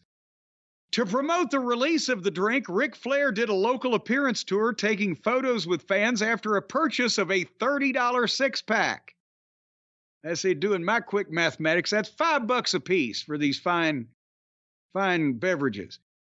He did these tours through Eastern Ohio and the Pittsburgh area, stopping at the Giant Eagle grocery store, a Pittsburgh grocery chain throughout the area. Sounds like when Handsome Jimmy used to go to Walmart the afternoon of a show that he might not be booked on and just set up a merchandise table. How come he's going to where WCW went when they tried to go north in 1982? well, he's following the trail that he's blazed before. The whole thing was a sad state of affairs as he made his entrance through the meat department. Oh, come on. Come on. Did he have his robe open? No, wait a minute. Hey, that's the kielbasa you're looking. Come on now. And there's he said he made his entrance through the meat department until reaching the sushi section. What? We're in the sushi section. They had set up the photo screen in which pictures were taken. I did not know prior to this that a 6-pack had to be purchased in order to take a photo with Flair, but I was there and figured I could just take them back afterwards. Be happy. Be happy you have to purchase it. You don't have to drink it. Well, hold on. He said, I figured I could just take them back afterwards, so I figured I'd get in line, but I did not take them back as planned, as many people in line had the same idea. So I tried all the flavors and gave the rest away. So apparently everybody went to the store and they bought the fucking 6-pack. They had the picture taken with Flair. They went up to the fucking customer service and they returned the fucking drinks. That's amazing. We love you, Nate, but I don't know about the strawberry mushroom cordyceps. Woo! I want to see him drink one. That's what I want. Well, are you kidding? He is. If there's a living motherfucker that could drink battery acid and tell the tale, at this point, don't you think it's Rick? This would be the test. This would be the ultimate test. Can Ric Flair drink Ric Flair's drink? and how much wood could a woodchuck chuck if a woodchuck could chuck wood? How much drink could a Ric Flair drink if a Ric Flair could drink Flair's drink? I want to see how long this drink lasts. It hasn't appeared on AEW. I want to see how long yet. this podcast lasts from this point out. Well, we'll go to a sponsor in a second and start moving to the next thing. But okay, or we can do it now. That's no. As a matter of fact, fuck it. What about Ronda Rousey? I am being led to believe that Ronda Rousey has now joined the We Wrestle for Fun bunch. Is that correct? It was correct for a night. Time will tell if it's correct for future nights, but at least for one night, she wrestled on an AEW promoted event, but as part of Ring of Honor, which is a separate entity. Yeah, a separate entity in an iron lung. But for the people who don't know what we're talking about, I guess Friday night before the fiasco of the Full Gear pay-per-view, they also ran the same building to do the Collision and what's that other show they do? That Rampage and also Ring of Honor. Yeah. And by the way, we don't have the numbers because it's a Sunday, it's a weekend, but I'm going to tease it right now. I believe this will be the all-time ratings drubbing of a head-to-head wrestling war type situation on television going back to since there has been that type of thing. Because I'm going to say that Smackdown on Friday night on Fox beat Collision on Friday night on what is their goddamn network? They are still on. They're on TNT for that one, aren't they? Or are they still on TBS? Or what are they on? TNT on that. They are on TNT for those two on that one night because they aired back-to-back live.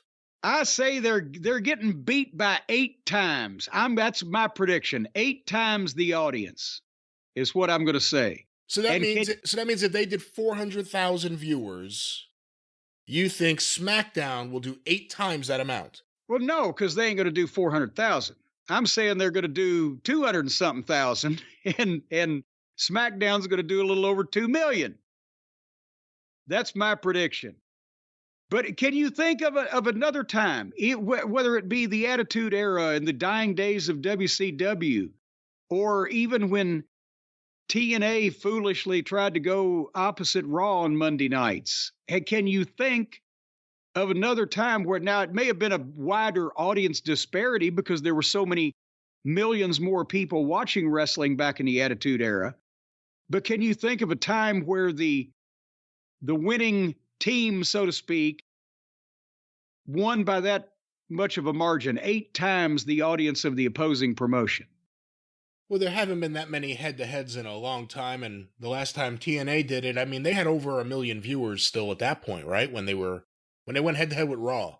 Do you remember? Well, they had them until they went on Monday nights. I think they lost a portion of them, but they still had as many or more as AEW has now, at least for Collision, definitely. Collision and Rampage. Again, you had 2 shows back-to-back that night. 2 shows for the price of 1. But anyway, where we were going with this was Ronda. She went to have fun. She went to team with her friend. She's made millions in not only the UFC, but the WWE. And we mentioned as it was happening that her last run in the WWE, she looked like she was fulfilling her contract, is basically what it looked like. The first time, she had fun. She had some really high-profile matches that were put together well. She was a big star, made a difference in business. Didn't have, but I think in that year, somebody counted up 20-something matches altogether, maybe. And it was great, right? And then she leaves and goes to her farm. And when she comes back, and I still say they made her come back to do the second year of her contract. And she looked like she didn't want to be there. And she was twisting in the wind on matches. And she didn't have the pizzazz and the oomph. And we talked about it a bunch, right? But the one thing she did want to do, because Marina Shafir is her old friend and got her into watching wrestling, she wanted to team up with Marina. So now that she's free of that pesky contract with the WWE that paid her millions of dollars, she showed up at the Forum in Los Angeles, and they booked her and Marina in a tag team match against whoever. And they not only put it on Ring of Honor, but they put it on last in the arena that night to tape it when everybody had mostly left, because we've heard the emails, we've seen the pictures. Once they finish the live show and they're taping Ring of Honor, it's a goddamn stampede to beat the traffic. So they managed to get the biggest female star that they have yet signed or even enticed to make an appearance there. And they used the music. Well, and they used Bad Reputation. Well, yes, because Tony loves to pay for music. But they put her on last on Ring of Honor that shows on the internet somewhere, and the people had left the building. Explain to me one good reason why that, even if she had to be on Ring of Honor, because she said, I don't want to be on the big show where people will see me. I just want to do this for fun. Then why couldn't they have taped that first, where the people were still in the building? For fuck's sake, talk about a pre-show. Can you imagine if the first thing the people had seen was, here comes Ronda Rousey? It had been all over the internet, all over Twitter. People would have tuned into the live Collision broadcast to see what the fuck might happen. And maybe they would have bought the pay-per-view thinking, oh God, I'm getting a scoop. And you can't tell me, even if it was West Coast time, so they had to start at 5 o'clock anyway. Fuck it. At 4:45, there were more people in the fucking stands than there were after the live show went off the air. Start early. I don't know how much there is to really say about this. I mean, for her, she's just having a good time. The question is, if you have access to her, what do you want to do with it? Do you want to make anything of it? Would she not have allowed that? Was it a sudden thing? We actually have some audio from Tony from the Full Gear Media God. Scrum talking about Ronda Rousey. Let's go to this. Corey Lee with the Wrestling Observer. Now, obviously, it was a great show tonight, but there was also something yesterday after Rampage that you really haven't talked about. So let's talk about it. Ronda Rousey. Is that how you ask questions? Is that how you ask questions? Well, he should have said, what do you guys want to talk about? What do you want to talk about, Tony? Is there a deal? Was this just a one-off, and also kind of explain, how this came out? Obviously, it was a tag match at Wrestling Revolver against Athena and Billy Starks that kind of ended in a no contest, which then obviously ended. Well, that's another thing. Also, Ronda Rousey has been doing, I guess, select independent dates near where she is to have fun also. So it's not just AEW or Ring of Honor. She's been making other appearances. But then she stopped being so selective and showed up in AEW. Ended up having the match after the show. You actually didn't even mention that she was there. You just said that Marina's friend was in the building. So is she signed or basically, and how did this come about? She's not signed, but we had a great conversation. It came about, of course, there was some unfinished business. They had that match, and I thought it would be great for our fans to settle it in the ring. And at the Wrestling Revolver show, they had the tag match. And to be honest, I'd spoken to them, and I thought it would be great to have a match and build some interest, and then have the story come back to Ring of Honor, where Athena is the Ring of Honor Women's World Champion. Billy Starks is her minion. There's a lot of interest in that. They have a great chemistry for people who don't watch ROH. By the way, real quick, I have to tell you this, because I'm watching the video and I didn't stay up to watch it last night. I gave up after the pay-per-view ended. I said, for the first time, I'm going to bed and not watching his scrum. He's still wearing the Inoki scarf. Oh, God. Remember he started wearing that at the Inoki tribute event in Seattle? Yes. Well, he's still wearing it. So let's go back to Antonio Khan. Every week, there's some really exciting things happening there. And Athena's reign as the Women's World Champion of ROH and Billy Starks as her minion. It's some really entertaining stuff. And I thought that it would be great to see that tag team against two of the horsewomen, being Marina and Ronda Rousey. And Ronda was happy to come here, and she was great. The crowd was really excited to see her, and it was a great match. We'd love to have her back sometime. It was really fun being out here. She's a local. Lives at nearby, and that really helped make it possible. She lives in the bowels of the building. It's convenient. Yeah, it's a plane ticket you didn't have to buy for once. We'd love to have her back because she was tremendous. It was a great match. And if people want to see it, check out ROH. Well, I guess no one will be seeing that match. Do you detect that he's losing some of his energy? Is this the next step of the breakdown?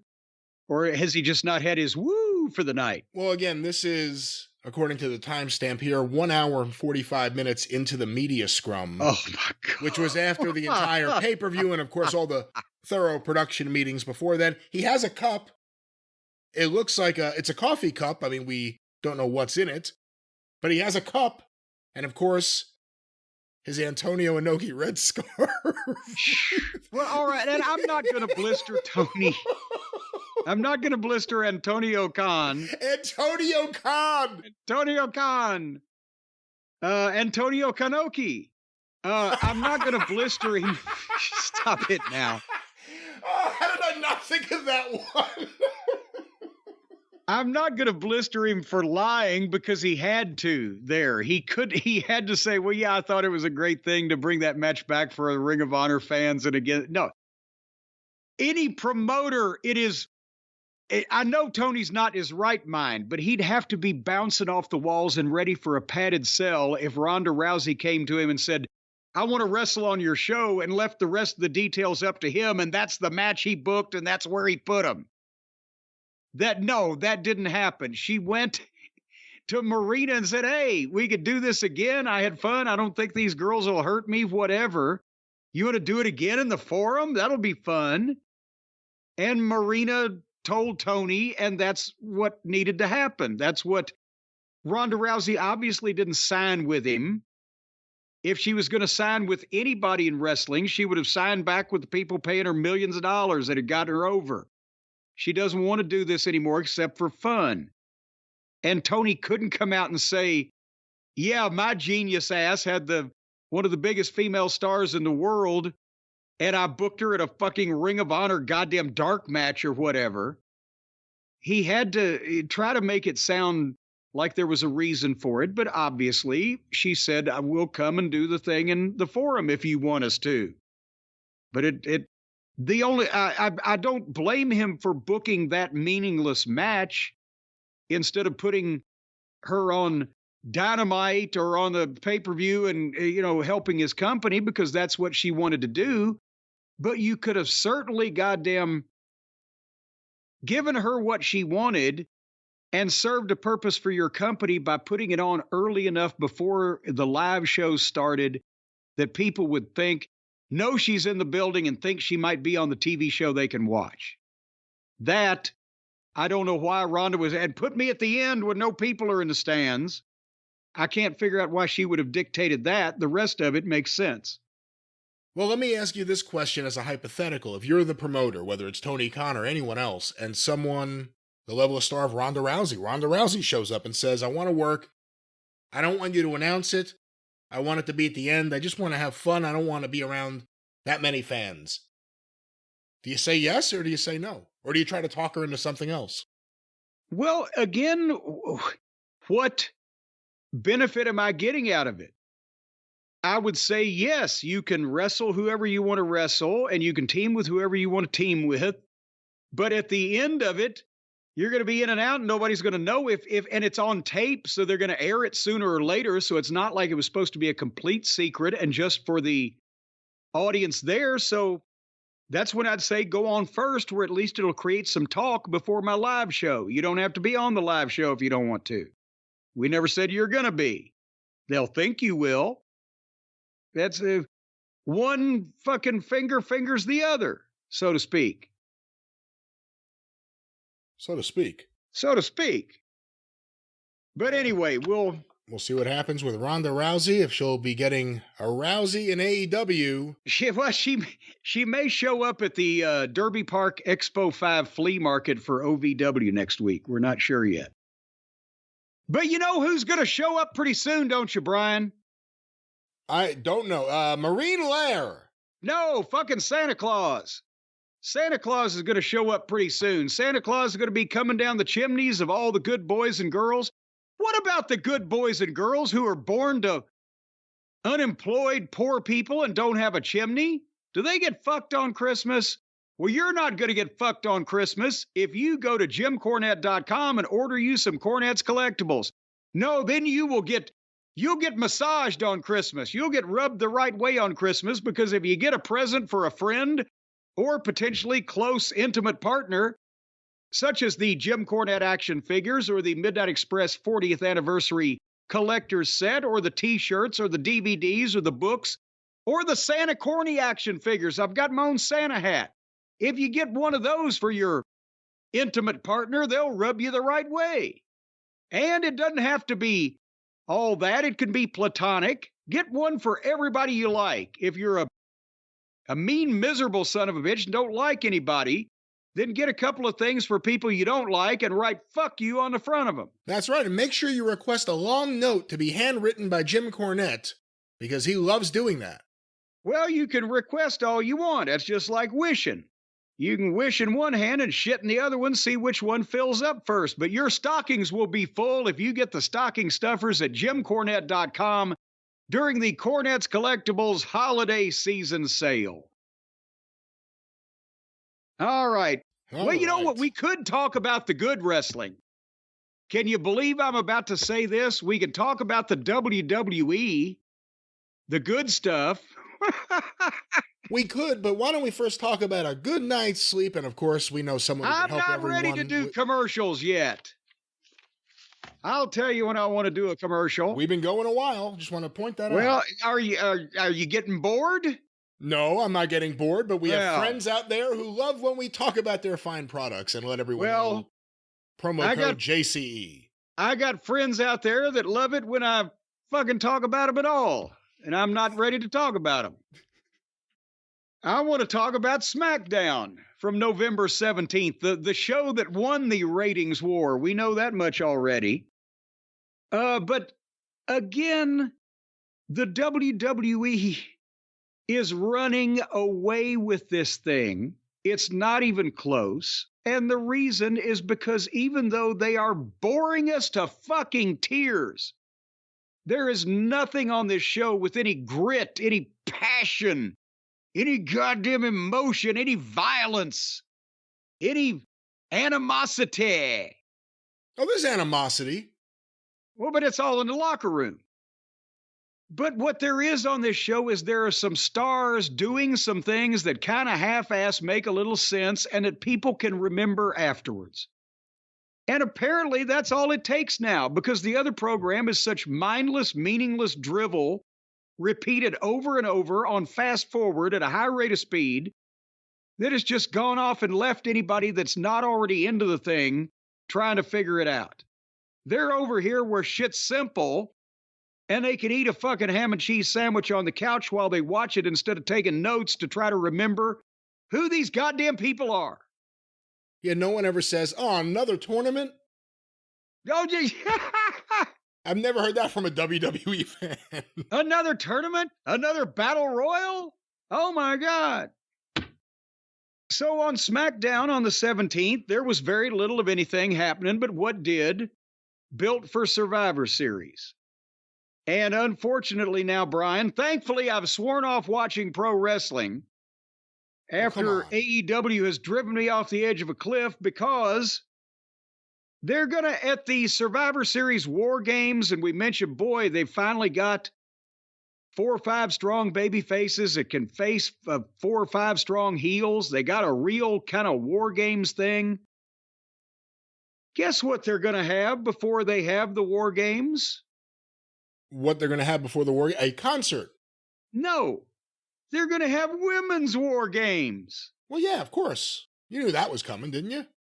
I was hoping not. We have this conversation every year. I feel like every year for like 5 years straight, you and I have had this conversation. I'm sorry, but I've been in the wrestling business in and around it for 50 years, and I just naturally assumed that when you announce one fucking main event blow-off match, that you're not going to have another one 45 minutes before you have that one on the same show. God damn it. That's what Dusty should have done. Misty Blue and whoever she would team with versus Linda Dallas and whoever else was in that little porno crew. And Cat LaRue. Cat LaRue. Cat LaRue. That's right. But nevertheless, that's what we're... And again, even if it was a guy's War Games, you don't have dinner before you have dinner, right? You don't take a shower before you take a shower. You're going to see a War Games match before you see the War Games match, and it's going to be a substandard, smaller, less important, phonier looking War Games match because it's a bunch of fucking girls.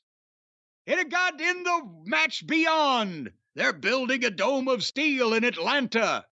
It'll rip you from asshole to appetite. The fucking score settling of the Road Warriors and a goddamn Dr. Death Steve Williams and the Horsemen and Dusty Rhodes and Nikita Koloff and Magnum TA and whatever the fuck. Well, not Dr. Death, but yeah. Doc was in a couple of them. But not that year, was he? He was in all, it was War Games, the point I'm trying to make. Okay. These giant behemoths, these fucking badass son of a bitches that were trepidatious at, if nothing else, to get into the most dangerous match ever created. And here comes fucking 10 125-pound women be in it first. Well, you have Bianca in it. You have Charlotte in it. Becky. I love Charlotte to death. I love Rhea Ripley. I don't want to see Rhea Ripley in the War Games. If women can survive, how dangerous can it be for the men? You are diluting your goddamn money-drawing gimmick. It's fucking ridiculous. I don't expect to see a bunch of goddamn guys doing the uneven parallel bars in the Olympics either, which would kind of, and when they were falling on their head and flying off and breaking their leg, it would still kind of dilute the amazing performance we would get from Nadia Comaneci and Olga Corbett. So you love her to death, just not to War Games. Not the War Games. You don't book Leonard Bernstein to head goddamn Led Zeppelin. It's not right. So they're going to throw a bucket of cold water on the War Games match with the men, the big blow off, the top talent in the company, by having the girls do it an hour beforehand. And that's what we found out in the opening segment after Bailey's bunch and Shotzi and Charlotte and Bianca talked for nearly 10 minutes and then got into a girl fight, and the heels were 5-on-3, so they dumped the baby faces to the floor, and the baby faces licked their wounds and turned around and left. So, well, we'll go find some more people.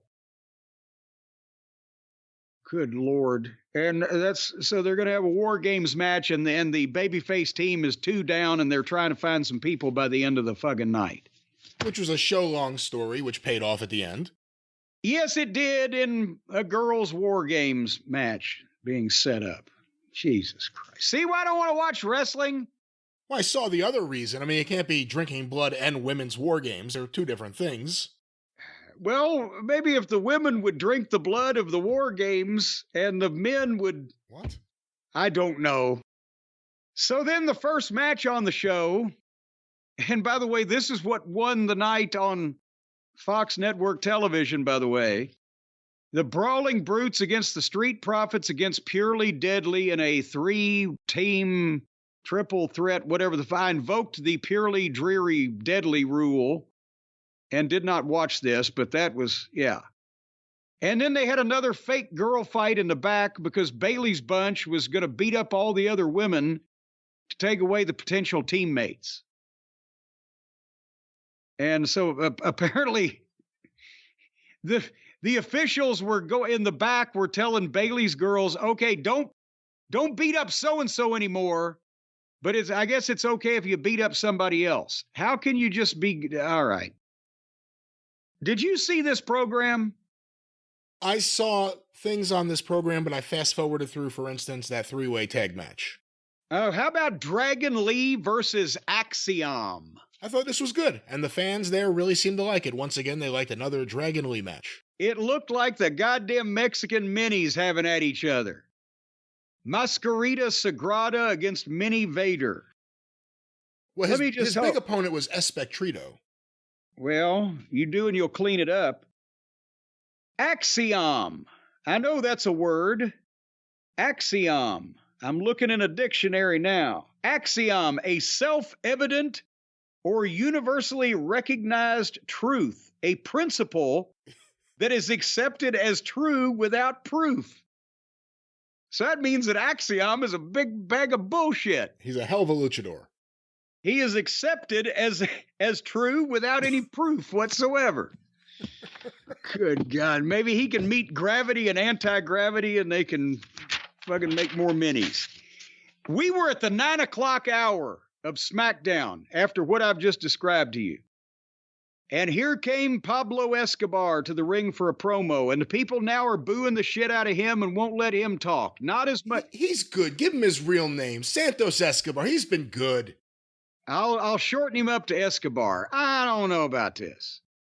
Because, again, the people are booing him because he turned on Rey Mysterio. Rey is a beloved individual. But his story of the thing is never meet your heroes. And they started whatting him. And he tells a story that his hero was Rey Mysterio, and he patterned himself after him and patterned his career after him, and Rey was like a father figure. But after last week, I realized that Dominic was right, because I deserved the U.S. title, and who got it? I revived the LWO, and who took it over? He's right. Well, but a little bit different. A little bit different. Couldn't that have been somewhat of his intention all along? Is that he knew that at first he was going to meet and defeat Rey Mysterio to take his goddamn rightful place as the top of the luchadors. But then, remember, their one match was fucked up and stopped, and I think the other time Rey beat him. So could he use that? And then I was almost ready to be the U.S. champion, and Rey Mysterio wins it. The same stuff. But instead of he was my hero and my idol and like a father figure to me, I was always better. I knew that Ray was breaking down and his time was coming, and I should have had all this, but one way or another, he weaseled out of it. Well, finally, I got even. I don't know, whatever the fuck. I like Escobar. When he speaks Spanish, it sounds like he means it. I have no idea what he's saying, but he has more conviction than when he's speaking English. But anyway, so the last straw was Ray siding with the outsider, Carlito, over Escobar. And the good stuff he did say is, he didn't say, I hope you flatline on the way to the hospital, but he's a Ray, you're in the hospital. I hope you don't make it. I hope they have to amputate your leg. That was great.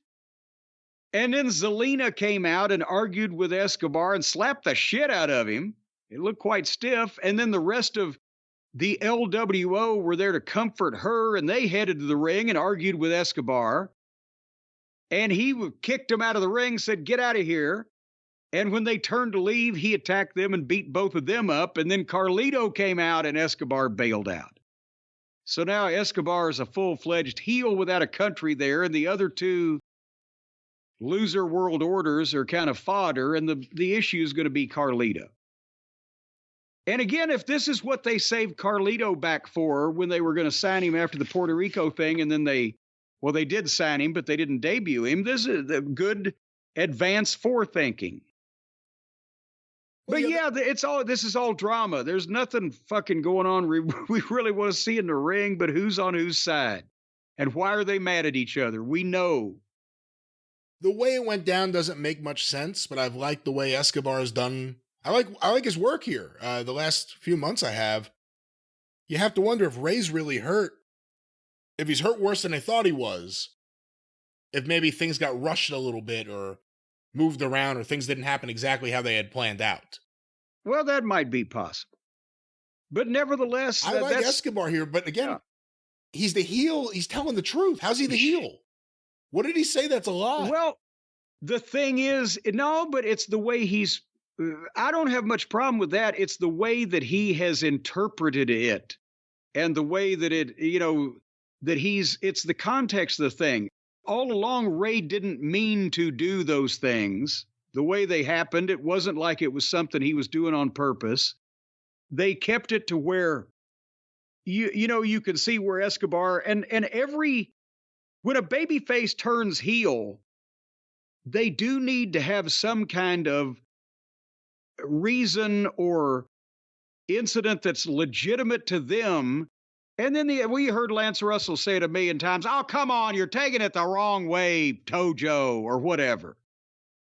It's got to mean something to them. It's got to be obvious to them, and other people don't see it that way because it didn't really happen that way, but they take it that way. That's the bone of contention.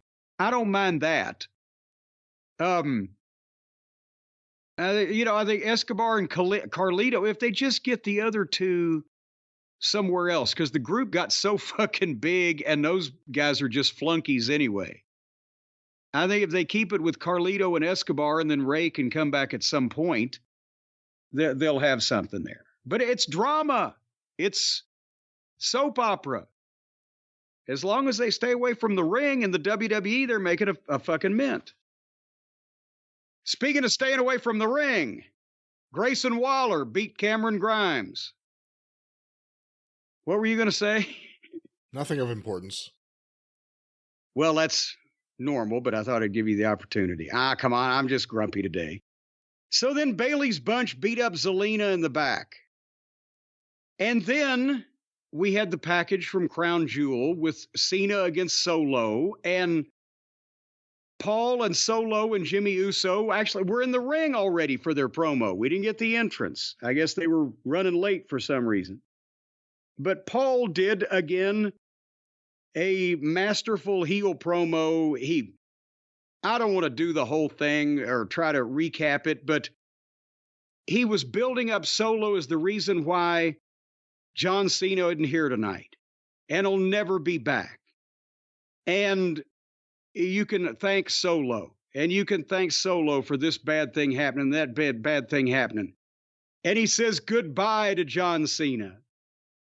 And he said, oh, and then he made fun. He said that this is the time that the music should play and he would come out and he'd beat us all up. Well, he's not, and he's never will because of Solo.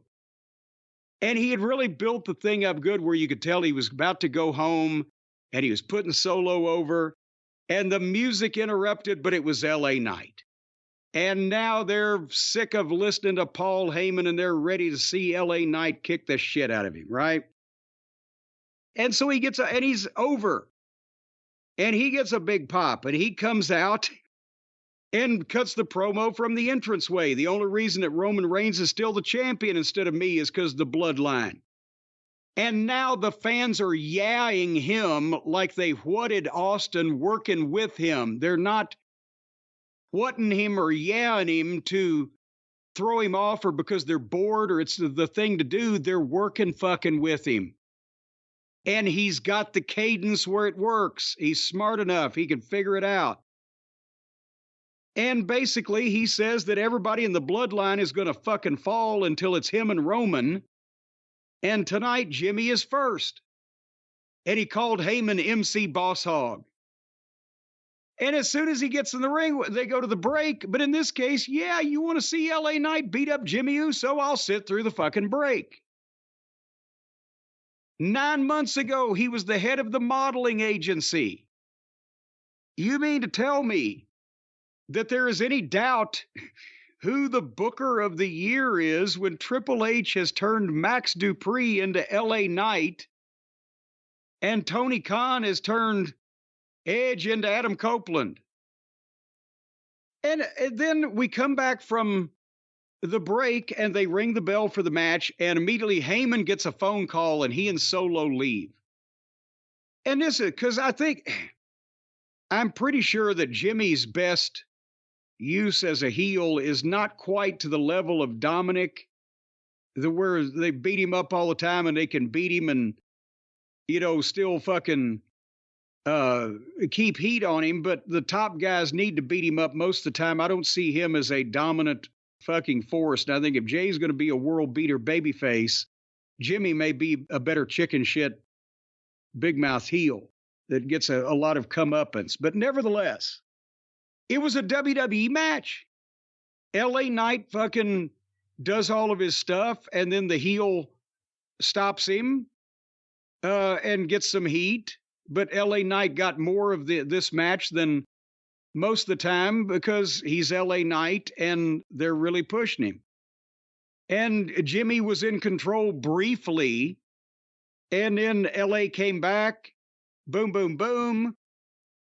And then at that point, here's nothing but Jimmy. Did you notice he blew a spot kind of early? Well, they recovered from that. But then at the point where LA Knight started fighting back, and started to open up his comeback, he did a DDT, and both of them were selling, and LA apparently had to tell Jimmy the rest of the fucking entire match. I don't know. And then, as he was making a comeback, or as LA was making a comeback, Jimmy was still fairly confused. But they did a complicated back and forth then, and LA Knight hit to finish 1, 2, 3. Again, it's an elementary wrestling match. If you were a fan of the territories in pro wrestling days, you would think this is the most boring show ever and what the fuck is going on here. But as wrestling exists today, it is the opposite of what AEW is doing, which is everything wrong. They give you a little bit. They get you into the personalities. They're stars. And then they do a simple angle, a simple finish and a simple angle. And then they give you a filler for another 45 minutes. And it's working. Because the other shit is just caca. It's a shame there's no actual real good shit, but err on the side of safety, apparently. And then Solo came out and distracted him, and Jimmy nailed LA Knight, and Solo spiked him, and they started getting heat. And then here comes Cody, and he makes the save in his suit, and they have a big fight, and the heels powder, and Cody and LA Knight are together in the ring, positioned perfectly. Cody's already over. LA Knight's just got there. Now they're firmly side by side. And it's simple and easy to understand. Yes, it is. So simple, I can't really add too much to what you just said.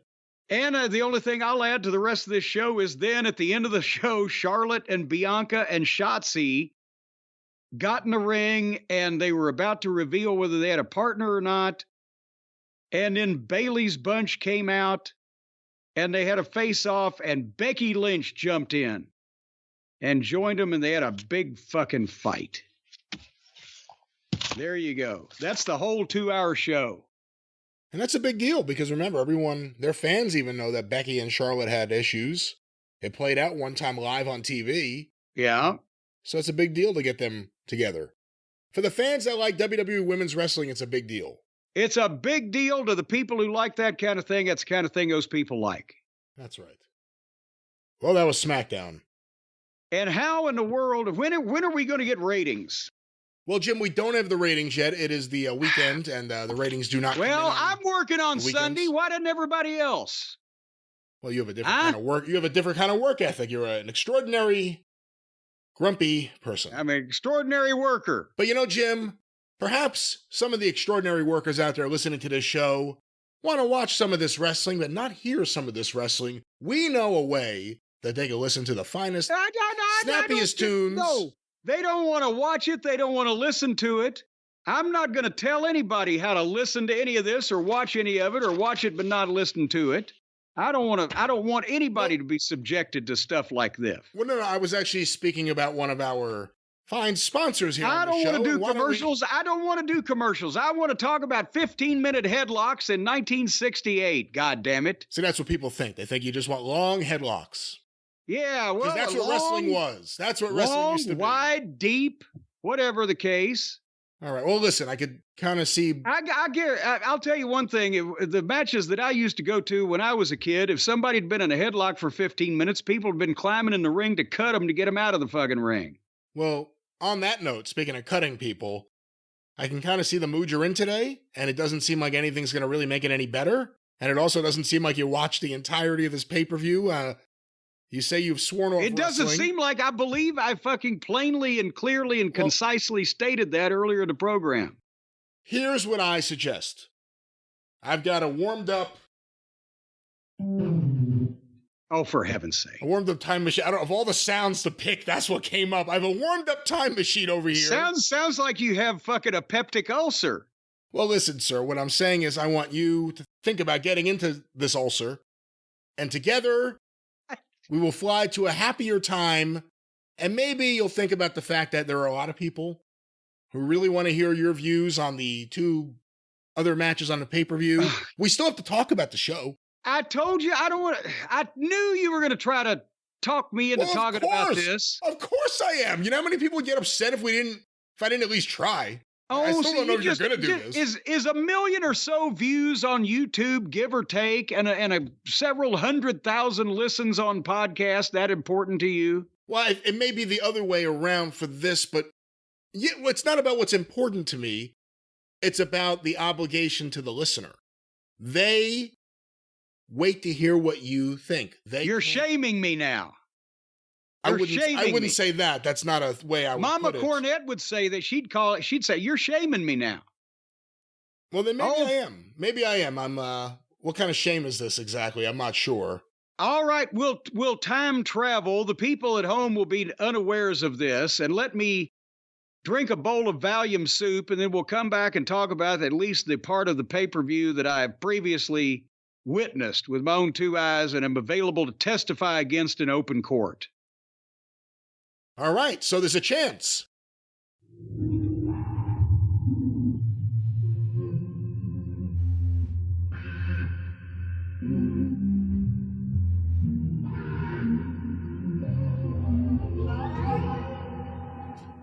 We are in the future once again here on the Jim Cornette Experience. Another happy, fun day we have going on here right now. First, we want to give a happy, fun message. We want to say thank you to all of our wonderful sponsors for understanding that some people may be a bit cranky this week, so we'll hear from them again next week. But we ended yesterday, and we're going to start today in a fun and happy mood.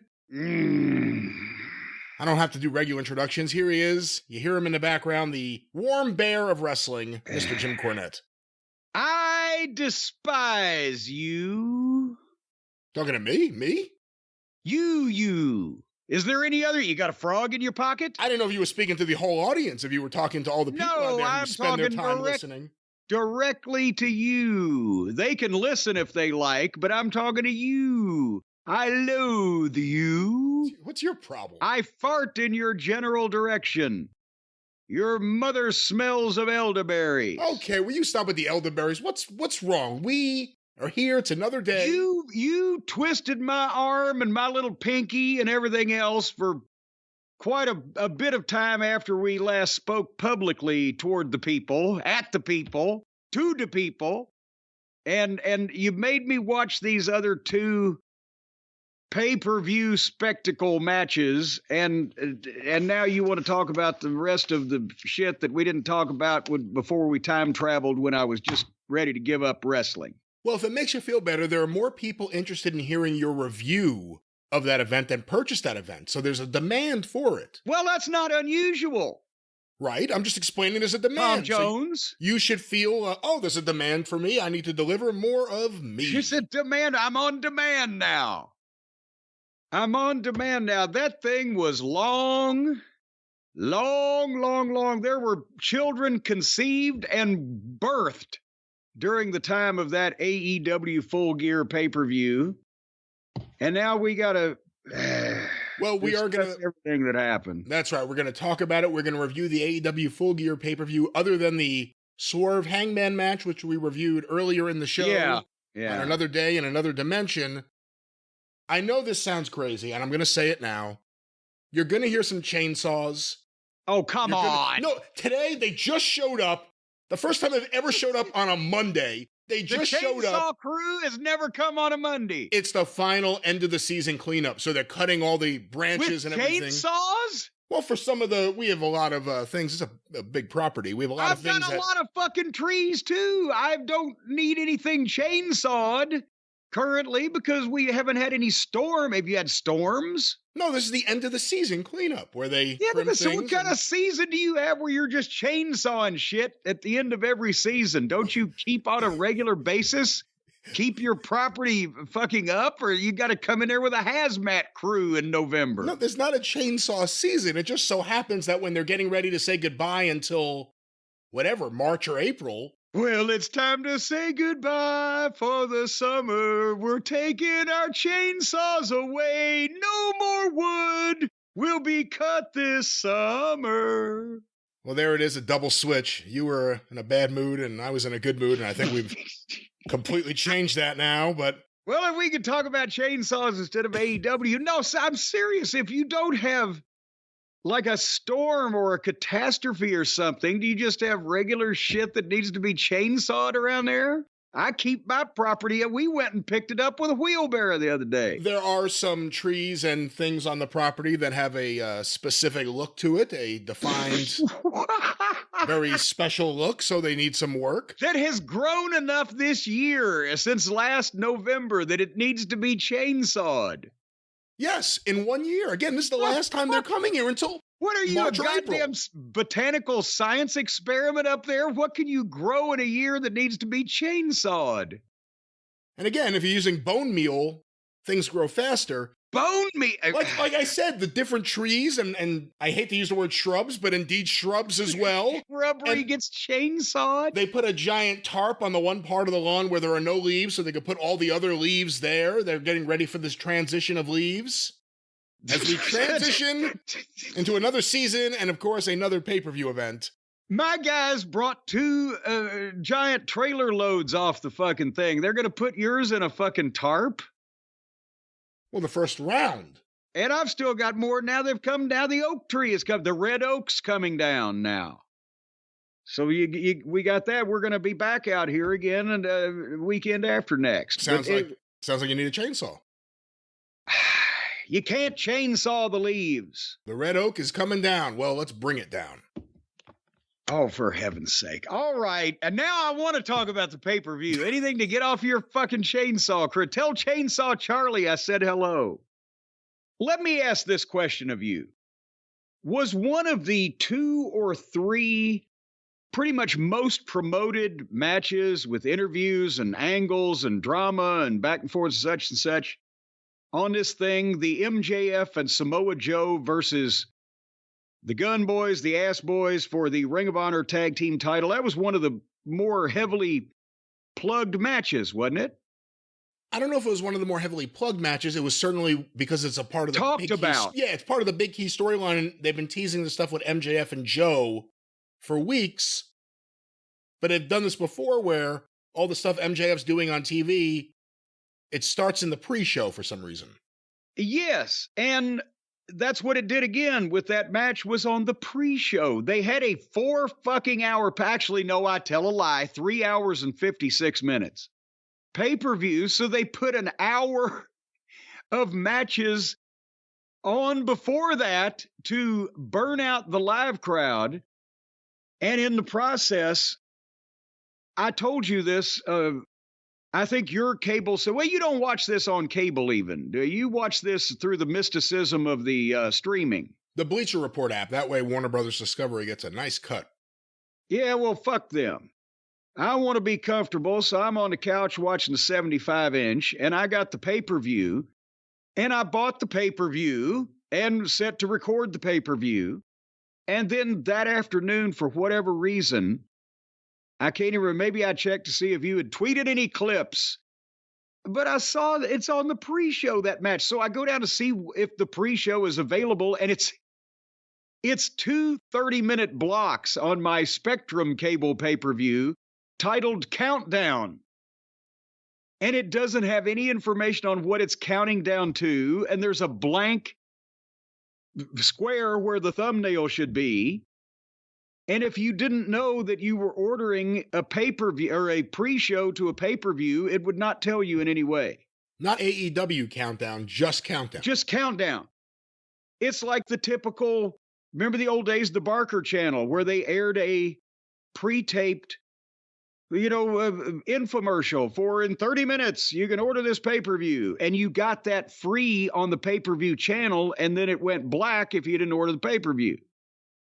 And that's what this is still set up like, and you would never even know it was there if you didn't already know that AEW was going to do some kind of pre-show before the show. So anyway, I recorded that too. And wouldn't you know, it was on the second half or the second episode of Countdown from 7:30 to 8. But again, what the world champion and the featured angle that it's on a pre-show. And wouldn't that be something that if you said it's going to open the pay-per-view, folks, to give MJF plenty of time in the middle, then it would be an attraction for people to buy the fucking show, not the free part.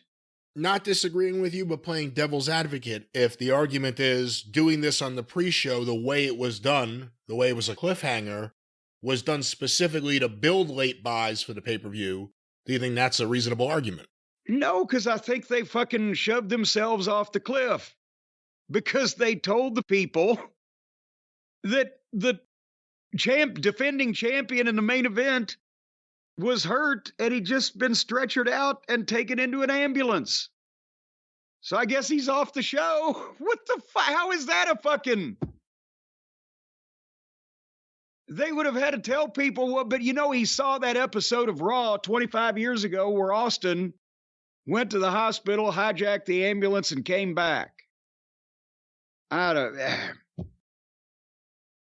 point is, they have the match. They get the heat on MJF. They give Joe the hot tag, and he makes the big comeback. And then they do their back and forth. And there was some tension between Joe and MJF. That was well done. This was not a bad match for telling the story of the angle. It was very good for that. I question the placement and the whole 9 yards of what the fuck they've done this evening. But MJF and Joe were both excellent, and the Guns are, young. Well, I guess they're not as young. They're not like teenagers, but they're very good for their experience level. Anyway, but they got to do a little gaga, so They hit their finish on Joe, the Guns did. MJF saved him, the Guns stopped him, and then Adam Cole's music plays. And because Adam Cole hobbles out on crutches, the Guns are gobsmacked and stand there until Joe comes up behind one of them and chokes him out. And they win. But what? He's on crutches and he's immobile and he was 100 feet away. Was there imminent danger that they had to stand there like they'd just seen the creature from the Black Lagoon? What's the other option? To continue to beat up their opponent? Yeah, the guy they're actually in the fight with that has 2 good legs and might come back and choke them out. I can see how that would have worked out better. Yeah. If it was Brock Lesnar coming down the aisleway, I might stand there. Oh shit! But he's fucking crippled. Anyway, so MJF and Joe shake hands. And by the way, MJF was wearing the "He's Our Scumbag" shirt, but at the proper angle when he was standing there, it looked like "He's Our Cum Rag." I don't know why I saw that. So then the Guns. What's wrong with you? I don't know. I think it's the fluoride they've taken out of the water. The Guns jump up and beat up MJF and get the chair and do whatever the fuck and hurt his leg while Adam Cole is standing there helpless because he can't do anything like he couldn't do anything 30 seconds ago because he's crippled. And basically they hurt MJF. They stretcher him out. And they show him being loaded into a waiting ambulance. I have not only been loaded into an ambulance by a legitimate ambulance EMT crew that was not smartened up to anything, but I've seen it also happen in legitimate situations. The goddamn Kennedy, when he was in Dallas, didn't get loaded into a goddamn ambulance this fast. Right? Because they were running out of time on the pre-show. But whoosh, it was standing by. We know somebody's going to get fucked up tonight, so we've got it with the engine running, and boom, and here we go. So the World Heavyweight Champion in the main event of the pay-per-view has just been taken to the ambulance on the free show. And they end it with him being taken away, yelling at Adam, "Please don't let them take away my championship." And you have Adam Cole looking conflicted. Yes, like, what am I going to do about this shit? So again, I think for AEW, not justifying it, their thought is this is not only part of the overall storyline, but hopefully putting it here would cause someone at home to say, what's going to happen now? If MJF can't wrestle, what's going to happen in the main event? But I think most people probably figured he would somehow get back there, don't you think? Well, yes, because this is being performed by fans of the Attitude Era for fans of the Attitude Era. It's a fucking cover band at this point, isn't it? Or a tribute band. It's like the Rumors of Fleetwood Mac is, whatever. So the pay-per-view comes on the air. And they recap the ambulance spot. And then they had a women's choir singing for Christian Cage, the Heels. The Heels again get the singers, and I love to sing about the moon and the June and the spring. And then we dance and the prance. And it's a fucking musical smorgasbord. So, having said that, the opening match of this show was, in retrospect, the only thing that resembled a wrestling match up and down the card the whole fucking 9 yards. It didn't get in its own way. You had clear heels and baby faces. You had an issue. Even in that group, even old Nick Plain looks like the flunky that he is, so that's fine. He fits. He had Flair at ringside. And Christian Cage is the smartest man in wrestling, I think, at this point, because he can go out there and have a safe match, at least for him and everybody he cares about. Darby's on his own. And it gets over and it makes sense. And it's a wrestling match and there's star power in it. And they went on first so that the rest of these yahoos couldn't fucking kill the audience for them. And I think, and the crowd loved it because the baby faces are over. So I think this was the match. And Edge even did the thing where he painted his face like Sting and Darby, like Dusty used to do with the Road Warriors or whatever. Steve-O from Jackass was at ringside. Do you notice WWE gets the celebrities and AEW gets the jackasses? Did you hear what Steve-O said at the end of the pay-per-view? I did not. This event was the most painful thing I've ever done. I'm not surprised, because mental anguish is even worse than physical excruciality. So, that Sting did a little bit, but not, he didn't kill himself or anything like he shouldn't. Cage stayed away from Edge as much as possible. They put the fucking lizard size over. Darby Allin will take any kind of bump, so we excuse him from, doing stupid shit, but, and they kept it moving. And then, finally, at one point, Darby made an ice cold tag to Edge, but people popped because it was Edge. And everybody did all their shit. And then Flair and Cage got in a fight at ringside, and Cage nutshotted Flair and tried to hit Edge with the belt, but he hit the lizard instead. And Edge chased Christian out of the fucking picture, and the baby faces gave their finishes to Dino, and Edge pinned him 1, 2, 3. Again, it made sense, and Cage comes away as the most unharmed heel on this program because he was neither cheered nor made to look like a complete fucking buffoon. But your thoughts?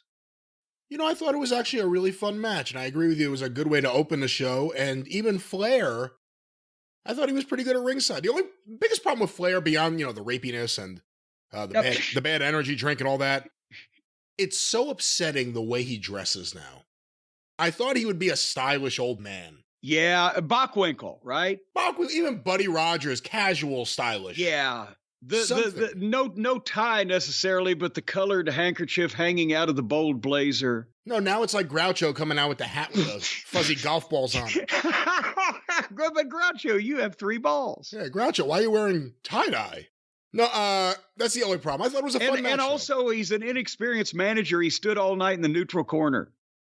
Is it hard to be a manager if you're used to being the center of attention and not getting yourself over, but being over and everything you do gets a reaction? If you put that person at ringside, is it a hard thing to do to not take away from the match? Well, I don't know because I've always been in the other category, but I think it must be because I see a lot of people struggling with it. And it's a different thing. It's like, refereeing is a completely different thing. Positioning and things you should do and shouldn't do. And so it's all different things. And as we've seen, sometimes not all great wrestlers make great managers, or, great promos don't necessarily make great announcers, or whatever the case. But nevertheless. But he never walked into Michael's at Kansas City and said, "Give me the psychedelic cow." No, Chick-fil-A on fucking LSD. Yeah, the Bonanza pattern, please, but in pastels. I don't know what might have happened. But hey, styling and woo, ignoring all the mirrors. There was at one point he might be wearing a shroud at this time, so let him wear what he wants, for heaven's sake. The Shroud of Flair, coming soon to Torino, North Carolina. We're just amusing ourselves now because those are such deep cuts. Anyway, maybe somebody will cut a piece of one of Flair's suits off and analyze it to see if it's legitimate.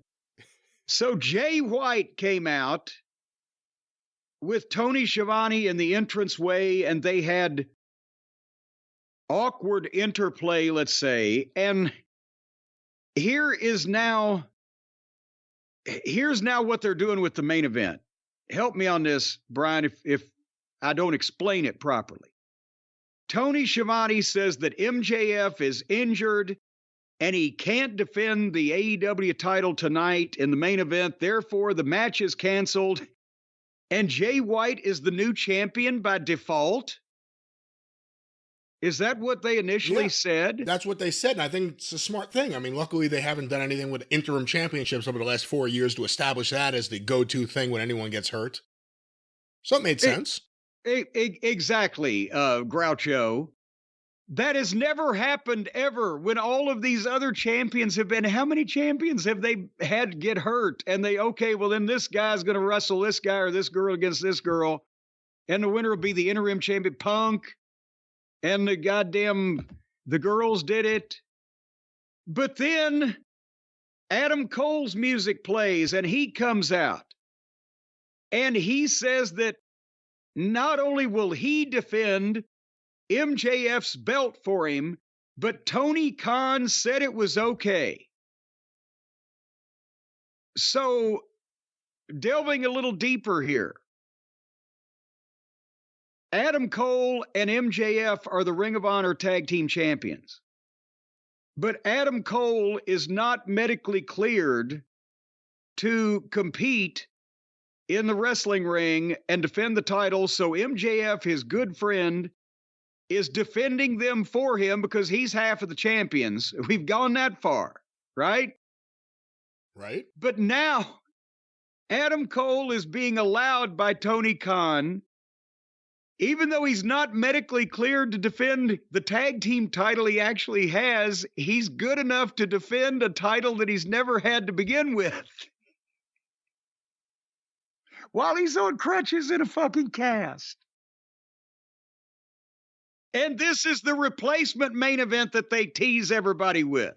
And by the way, now that he's not actively wrestling, clearly not tanning, he's even growing his beard a little bit. Oh, good God, he's not washing his hair. He looks 50. He doesn't look like a wrestler when he comes out there. He looks like the wrestler's friend or manager. And no, hey, fuck you. Well, I never went out on TV looking like that. His hair is dark and motley or greasy, and it's pulled up at a fucking top knot. He's got a scraggly, unkempt beard. It's all he was a good-looking young man, and now he's pale and unshodden. And what the fuck? He looks 50. That's the thing. If you know you're going to be at the pay-per-view, even if you're not going to work, I mean, everyone else has one. Take a shower that morning. Well, take a shower. Get a tan, I was going to say, not take a shower. Take a shower. It was just, God damn. What do you think of Jay White's reaction to thinking he was going to be the world champion for this bullshit reason? I didn't care, and actually he started talking, and I just fast-forwarded out of this. What else did he say? Nothing much. He was just very excited momentarily thinking it was going to happen, and of course it didn't happen, and fans at home were told to expect this new main event. It was Jay White versus a one-legged man. I mean, the MJF stuff in a lot of ways was booked like a dynamite this week on this pay-per-view. Well, if brains were dynamite, they couldn't blow their nose. And speaking of blowing it even further, I've got it. I said the six-man tag was at least the closest thing on the show to a wrestling match, but I didn't enjoy it more than everything. There was one thing that I have to admit I enjoyed much more than I thought I would. The women's three-way? No. Oh. And if I was going to enjoy a women's three-way, it probably wouldn't be these three women. But for the mascot title, the plumber versus Pockets. The teacher's pet versus the fucking wrestler's regret. And Moxley finally gets his fucking comeuppance that he's deserved for a long time now with his rotten wrestling and his garbage wrestling-minded ways. Did you see any of this? I did, because I wanted to see if I was right, and I was right.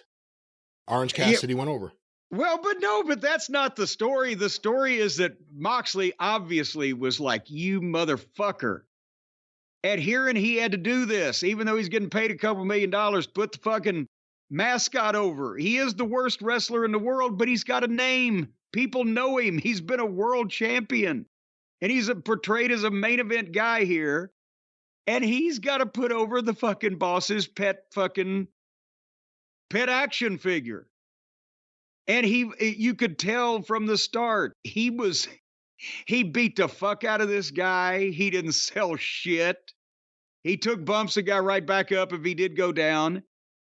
If it had been any other fucking wrestler in the world beating the idiot up like this, I would have loved it, but especially seeing the plumber, because I knew as soon as I saw that you were going to be right.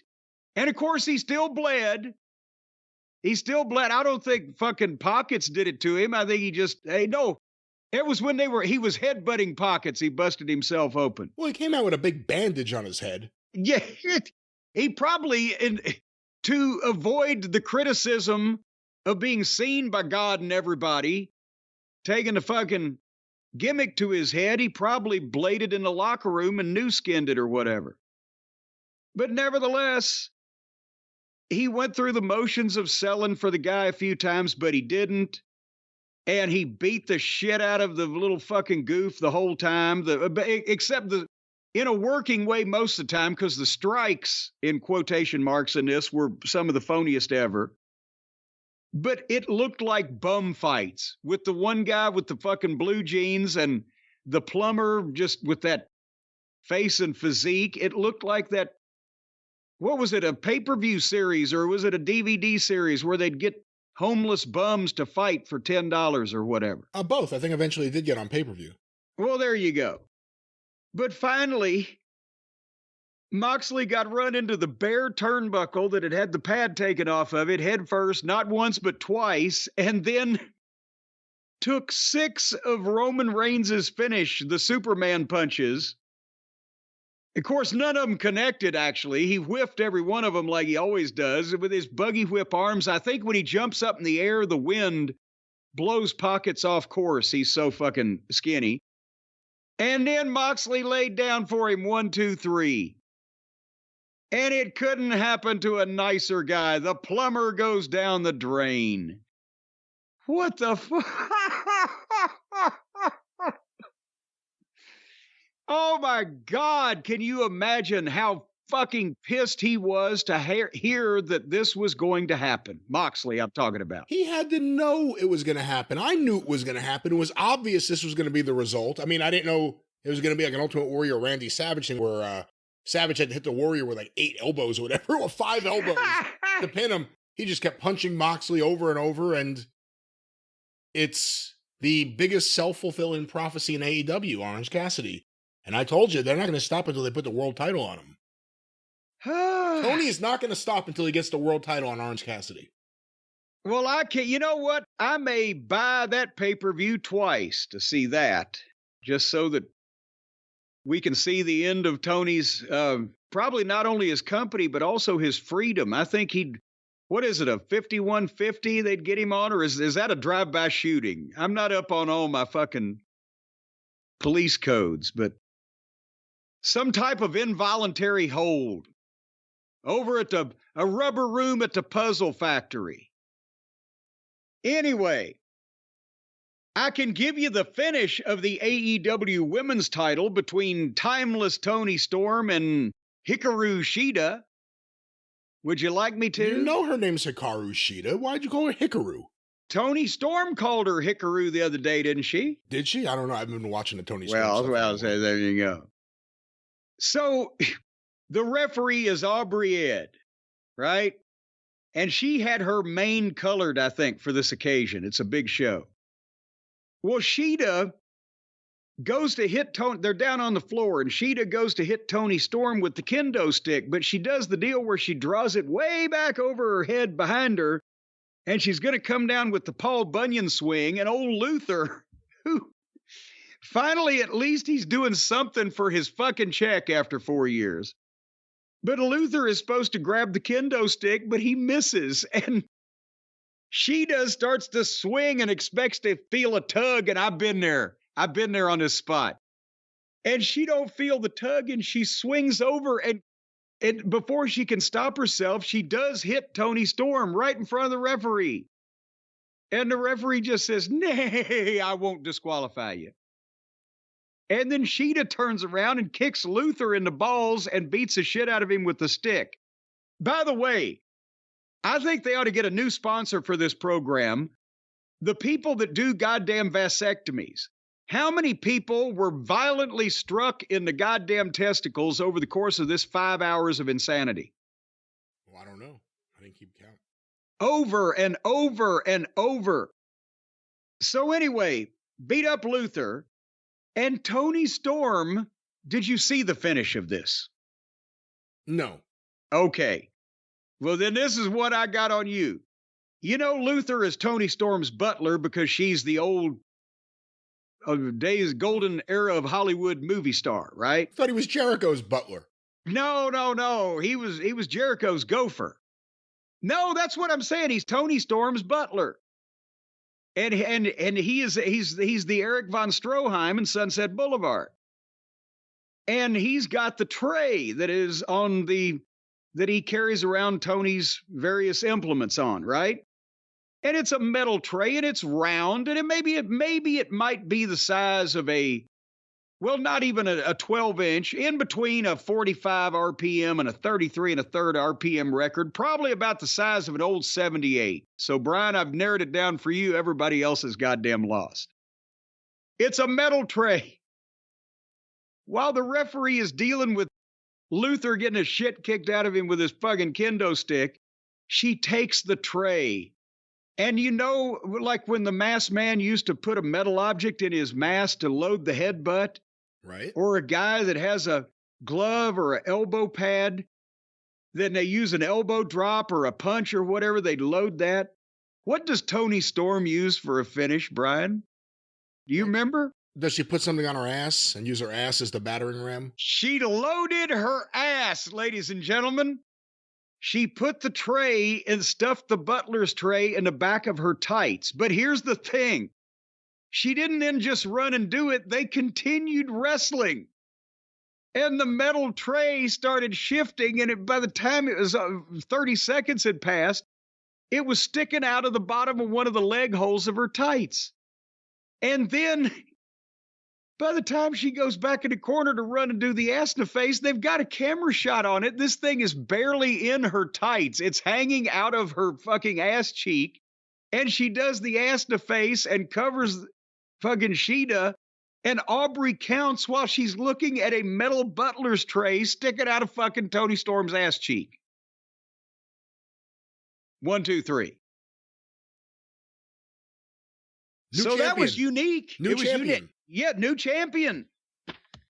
New boss. She's had it before, though, but now she's timeless now, so she's got it again. But she needs a pair of fucking tights, apparently, that are assless, not timeless. Should there be an ass championship in AEW? If all the women have their asses hanging out, why not give them a belt?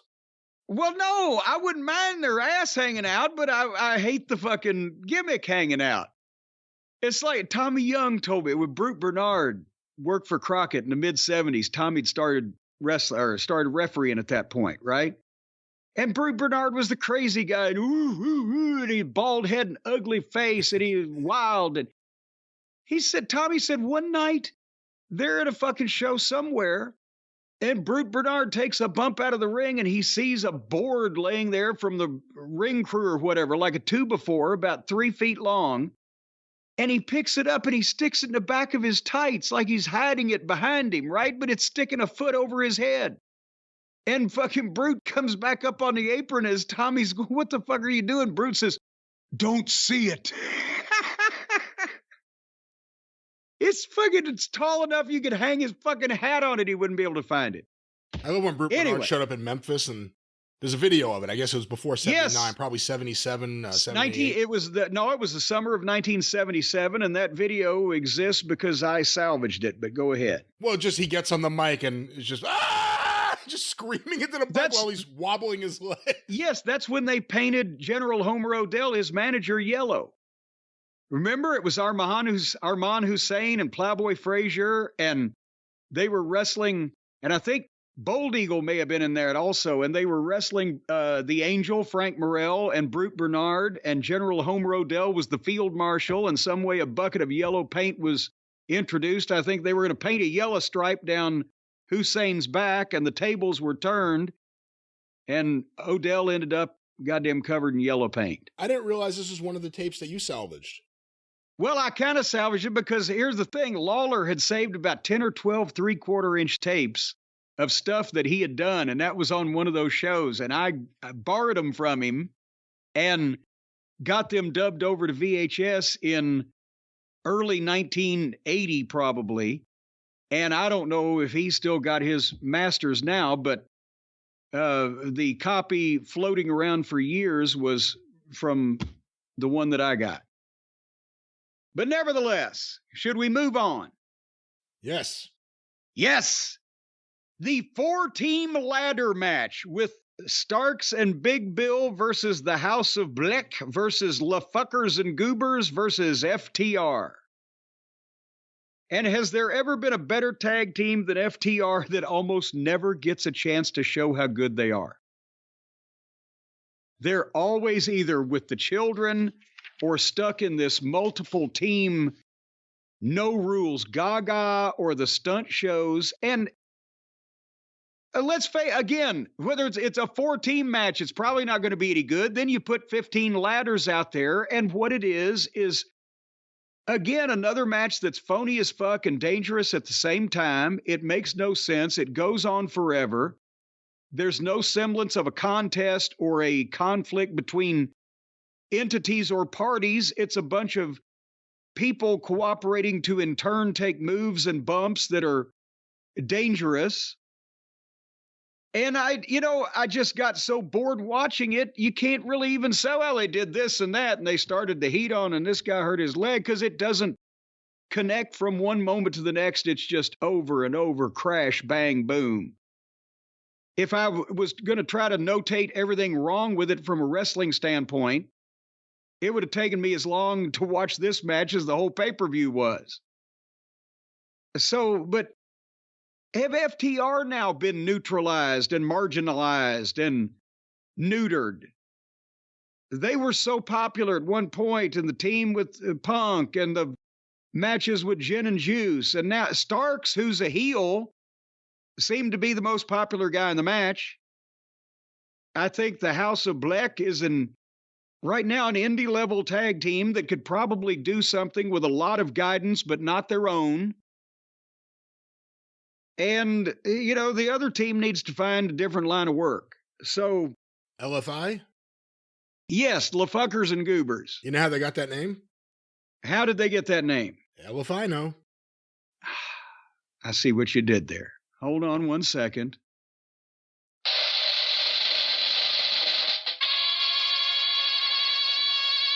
Well, thank you, ladies and gentlemen. Yes. Tip the waitress, try the veal, or try the waitress and tip the veal. We don't care what you do. After about 1 million sloppy, dangerous bumps on ladders and furniture for no good reason in a match that nobody will remember next week, Starks knocked Cash off the ladder and got the belts. So, again, they beat FTR when they've got a goddamn microscopic masked Mexican on one of the other teams that could easily be knocked off at last. That who gives a shit? Nobody will even recognize him next week. If he changes color of his outfit, he looks like everybody else. I mean, was there anything I missed here with this? What the fuck? I mean, it was a ladder match. We've seen a lot of these. They don't really stand out that much anymore. I think FTR need time off, not because of anything other than, is there anyone you want to see them wrestle right now? No. We'd rather see more of Starks and Big Bill actually right now. More than anything else, at least they're fresh. FTR have kind of exhausted their opponents and exciting things to do until something else happens. I mean, they've had a good run. But do you get excited about seeing FTR right now? Well, no. And that's the problem. I would be excited to see a 3 out of 5 fall 90-minute time limit rematch of that goddamn classic that they had that everybody said was the greatest tag team match they'd ever seen. But they've sent Jay off to wrestle for a fucking title that he's not equipped to hold. And now Juice, they say Juice is hurt, right? He's injured. He wasn't on this show. That's what I heard, yeah. So I'd be excited for that, but I'd also be excited just to see FTR in regular. They could have got a tag match out of Starks and Big Bill, a real one, instead of the schmaz they did before when they lost the belts. They could have maybe got a fucking tag match out of the House of Black. But it's always the stunt shows, the furniture, and nobody's going to remember it. That's the problem, especially after everything else that goes on in this show. Plus, no one has any feuds. I mean, there are all these great Midnight Express, Rock and Roll Express matches, Midnight Express Fantastics matches. Those are great matches. But there were feuds behind them. FTR have great matches. Have they had a great feud? And I know the matches with the Briscoes are great. Was that a great feud? Or was it like, we respect you, so we'll wrestle you again and see who's the best man? That's with a different stipulation. Yeah, and it can't be any more of like, I want you to be the best you've ever been. No, fuck that. No more of that shit either. Well, and there were never any angles, and part of that was because they couldn't put the Briscoes on TV. But it wasn't a feud. It was a trilogy of matches. But beyond the Briscoes, that's every FTR thing. Whether it's the Bucks, which took place over several years, Juice and Jay, which just happened. There's no feuds. It's like the feud is, we wrestled you and had a great match, so we need to do it again. That's our feud. There's no feuds. But you're back to talking about Tony's booking. Nobody has feuds. They have matches. Like that's the one thing that separates, not the one thing, but when you look at FTR versus like the classic tag teams, Tully and R, Midnight Express, Heart Foundation, whoever gets thrown into the conversation, FTR have never done that. They've never just had a great feud with anyone other than like a feud based around winning and losing, like just based around the actual match, not like this guy did something to me, I'm going to get him. Or we did something, we're heels and we do something to someone else, they're going to want to get us. It's never done. And I don't know, right now, I mean, if Jay and Juice isn't going to happen, and it's not going to happen for a while, and I'm not as excited about Jay White right now as I was months ago, I think FTR, what is there for FTR to do right now that you'd want to see? Well, and that's the thing, is that nobody in this company has a strong rival. They had set things up in the past where it would have been Punk and MJF, or it would have been Danielson and who, but it gets dropped constantly. Tony has never done anything bad to anybody, and nobody's ever done anything bad to him because he's too rich. So he doesn't understand those principles. Yeah, the biggest feud, if you really think about it, is Swerve versus Hangman. Well, yeah, and those two idiots, as we now know, wrote that horrible shit on their own. Because how else can you explain it? It's totally unlike anything else Tony has done, and I never thought I'd say this, but that's a good thing. Well, certainly good for Swerve. He's getting over. We'll see about Adam Page, but terrorizing the babies. That was the four-way tag team ladder match. All right, how about the three-way girls TBS title match with Blue Sky and Statlander and Julia Hart? I thought it was a fun little match. Well, nobody had a butler's tray hanging out of their ass, so I didn't watch it. But Julia Hart won the title. I know, and is it a good move to put the title on her to capitalize on what is obviously a growing fan interest in the heel? Well, I'm the one who said that they ought to put her with somebody that's a real main event talent and have her fucking with that group instead of fiddling around with the House of Black's sorcery and kind of focus on her.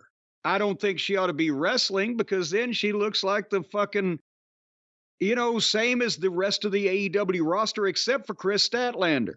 She looks like she could hang with the WWE women's roster and is an athlete and a kick-ass kind of girl, and she didn't get hired just because she was somebody's friend.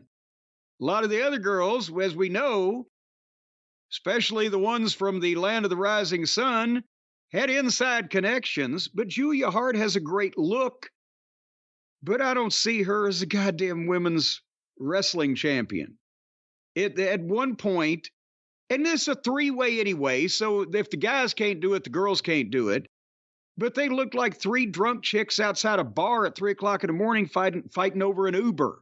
It's just not Why make it more difficult when they can't? Let them have a good singles match before you try to put this three-way bullshit in on them.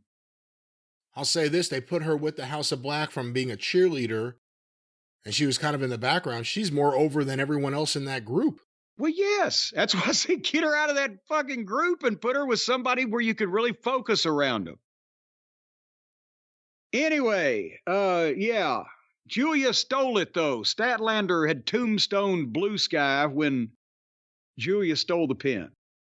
Like a heel should. Yes. Well, and she's smarter than the average Stevie Nicks impersonator. So did you love the big signing, the big announcement? Well, it was something kind of known. It wasn't a big surprise, although some people started to think at the last minute it could be Ronda Rousey, it could be Mercedes Moné, but most people knew it was going to be Will Ospreay. And Tony Schiavone announced it and brought him out. And why? I mean, I can understand, tweet it, graphic, Will Ostrich is all elite or whatever. Why is this a big deal? I wouldn't say it's a big deal. It's something, that fans are excited about, but I think Tony's trying to steal, whether it's ratings or buys, he's trying to steal attention from people by throwing things out there that shouldn't be something you pay to see. Big announcement, major signing, what will it be? Find out on the pay-per-view. Tony has a big announcement this week. What will it be? And then it turns out to be nothing. They're just trying to hype people up to get them excited about what is a product right now that had the least amount of excitement around it than it maybe ever had. Go ahead. I'm sorry. And I'm going to say Ospreay's good. And I think you always have fun with him, but whenever you've watched him, I think you've given pretty fair reviews of some of his stuff. He's good. And I think him being in the mix there is good. He's a much better signing than Kota Ibushi. Well, I'm not going to say that's not true. And I have to think if they're going back to Wembley next year, they're going to put the belt on him at Wembley. That's going to be how do you get him to sign here versus WWE? We'll put the belt on you in your hometown. I think that's what it is. We may not be able to pay as much money, but we'll put the belt on you in your hometown. But I'm not, and again, I'm not saying they shouldn't sign him. With the rest of their roster, he fits right in. But again, they make this, they just signed fucking Edge and the ratings went down. And so they bring him out already like it's God as we're signed. And then he says, I'm going to beg you fans in that thick accent. I'm going to beg you. Let me finish up with New Japan and then I'll be here for you. So they brought him out so he could sign a contract in the ring and then go back to Japan for 2 months or whatever. If you've got a plan like that, you want to put the belt on him next August at Wembley, then come up with a goddamn plan. It's like when they started Vader at the Royal Rumble, even though they knew he had to have surgery. Then he hurts Gorilla, gets suspended. He's off for 3 months after working there for 3 weeks. What the fuck? That's the first thing that derailed him. When Ostrich is ready, announce he's signed then. And instead of bringing him out like he's the biggest, they've just signed John Cena, have him do something, make a surprise appearance and make an impact of some description or whatever the case, instead of just bring him out like he's God, because let's face it, they just signed Edge and the ratings went down and Will Ostrich ain't Edge. And don't just trot him out like, oh, look at another thing we've just got that may or may not work out. And then he's gone for however long again. What the fuck? I don't understand what Tony is doing. It's just like, oh, look at the new toy I got. You don't know the band Sham 69, do you? I certainly don't. All right. I was watching this promo he did. I thought he sounded like Jimmy Percy, the lead singer, but you wouldn't get the reference, I guess. Jimmy Percy. That's right. How about Percival Pinkerton? I'm so happy to be here, New Japan. See, this is going to be another problem. And I'm sorry if I'm offending any of our fans across the pond, but that accent, it sounds like a lot of fucking guys on wrestling these days. And to us untrained ears, they're all kind of alike and it don't come off the best. I don't know. I think he actually has a better accent than most because he sounds a little bit more street, a little bit more hooliganish, as opposed to all the posh. I mean, Nigel's out there. He sounds like he needs to blow his nose. I'm out here on a yacht with Tony Khan. And also, he was wearing a furry winter coat in Los Angeles. Why was that happening? He's stylish. All righty. Well, I guess we can skip right over that fucking thing we talked about earlier. Can I ask you one question about the thing we talked about earlier, the Swerve Hangman match? Considering what it was, is this where it should have been on the show? Or should it have, if it was going to be on the show and you can't just say cancel the match, should it have been here? No. Don't make it the main event, make it a lights out match. Have your main event, and that way it would have been easier for the Cucamonga kids and their match, as well as MJF injured, and maybe he wouldn't have had to go 30 minutes, and then have a lights out match. No rules. We're not responsible. Because Lord knows most people would want to deny responsibility of that fucking match. Doesn't that make more sense? Instead of showing them everything, including a fucking human sacrifice and drinking the blood of a fucking goat or whatever. And then, oh, and by the way, here's our angle for our main event. Yeah, I mean, there was no way to follow it. No matter who you put out there was no way to follow this. I don't think anybody will ever be able to follow it in this company again on any television program or any live event or anything for anybody that saw that. That's the bigger problem. Because that may be the reality, but how many wrestlers are going to now try to one-up this? Well, but I mean, they're welcome to try because it wasn't good. It's not like it's good and we got to top it. It was like there's nothing left to do and it was so phony it's killed everything. It's not like the old Roy Shire was chewing out Patterson and Stevens because they had too good of a match and he'd never found another team as good as them. This was goddamn awful, embarrassing, phony, and it destroyed the illusion of everything you can do to a human being in a fucking wrestling scenario. You think we ever see the drinking blood spot again? Or is it now beyond the grossness of it too closely associated with this one specific match and Adam Page? Oh, I'm sure somebody in AEW will probably try to do it again just because Tony won't tell them no, but you're not going to see it in goddamn the WWE to begin with. You think Moxley was watching that match like, God damn it, I should have thought of that. Oh, you know what? And that's another reason I bet he was pissed that night. God damn it. How the fuck did I not think of that? I'm the one talks about eating bones and drinking blood. What the fuck? You know what? Now I bet he was so fucking. He's like, these motherfuckers. I got beat by a fucking mascot, and this fucking millennial cowboy twat stole my goddamn gimmick. Holy shit! Someone else has to ask now to be introduced through the crowd to really blow his mind. Like, what the fuck? What are they doing? You know what they ought to do? Just to fucking watch him short circuit and be carted off at a goddamn straitjacket. What's that? Every wrestler one night should enter through the crowd on the whole show. Well, we found a way to do a pleasant review of the Swerve Hangman match this time, but we're going to move on. A couple more matches left on this show. Twinkle Toes and Jericho against the Cucamonga Kids and their fight over their friendship or lack thereof in Jericho's case. And I mean, again here, Twinkle Toes will cooperate with their cheerleading routines. Jericho obviously is not going to do a lot of that stuff, but he got more aggressive with them because he's not their friend. And Kenny tried to get into him like, oh no, give Maddie a break or whatever. And the Buckaroos are healing now. And I bet that FTR could have gotten a match out of Jericho and Harpo there. I'd like to see that. Just see what might happen. Olivier makes a couple of his awkward herky-jerky comebacks and flipped around a little bit and cold tagged Jericho, and he made a blasé comeback. When he lion-salted both guys, he may have landed awkwardly on somebody.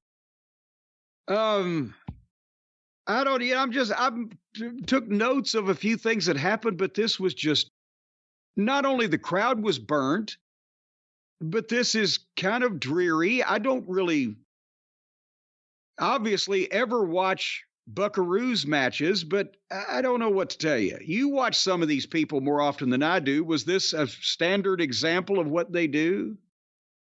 In some ways, yes. In some ways, no. I like Omega, obviously, a little bit more than the rest of these people in the match in terms of in the ring, and Jericho with the right opponent and the right situation. There's something there.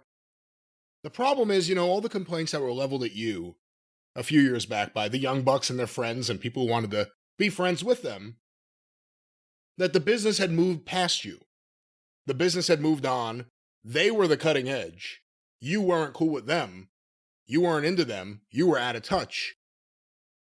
It does seem now like the whole business has kind of moved on and the Bucks are still where they were 5 years ago. Doesn't it?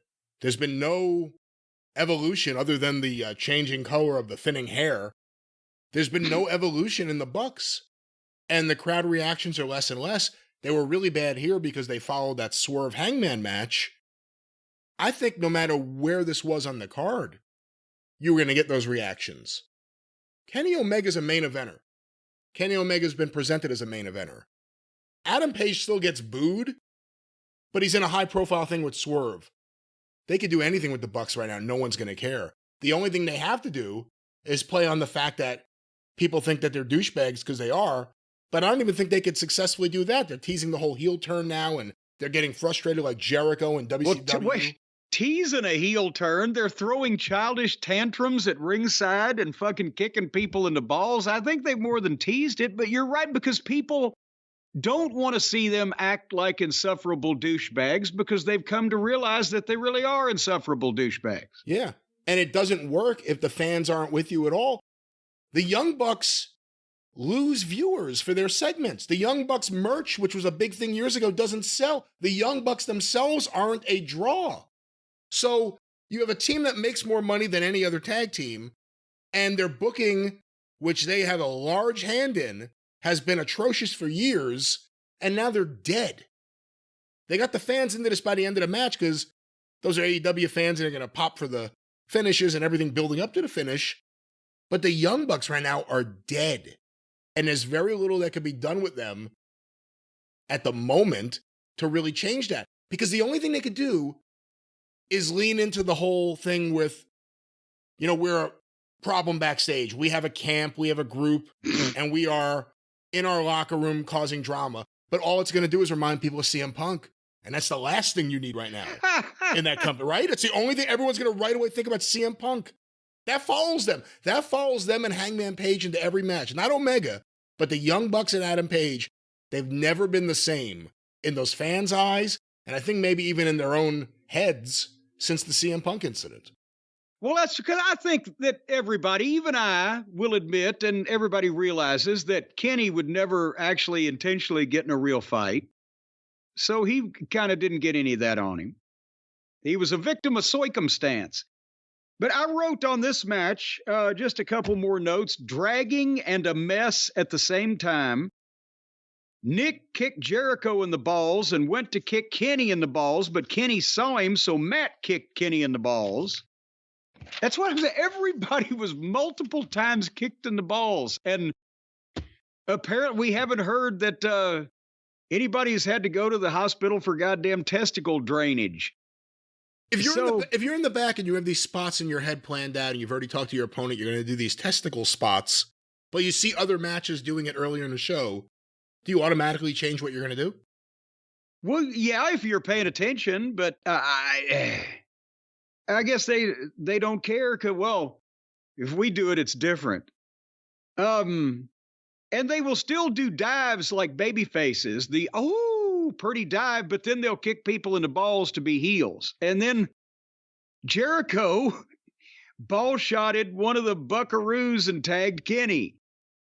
And then Kenny milked turning on Jericho for some reason, like there was no reason for him to do that. They had one miscommunication earlier in the fucking match, and then he beat up the Bucks, and I wrote, this won't end, more false finishes, and then Kenny, hit Maddie with the one-winged fairy.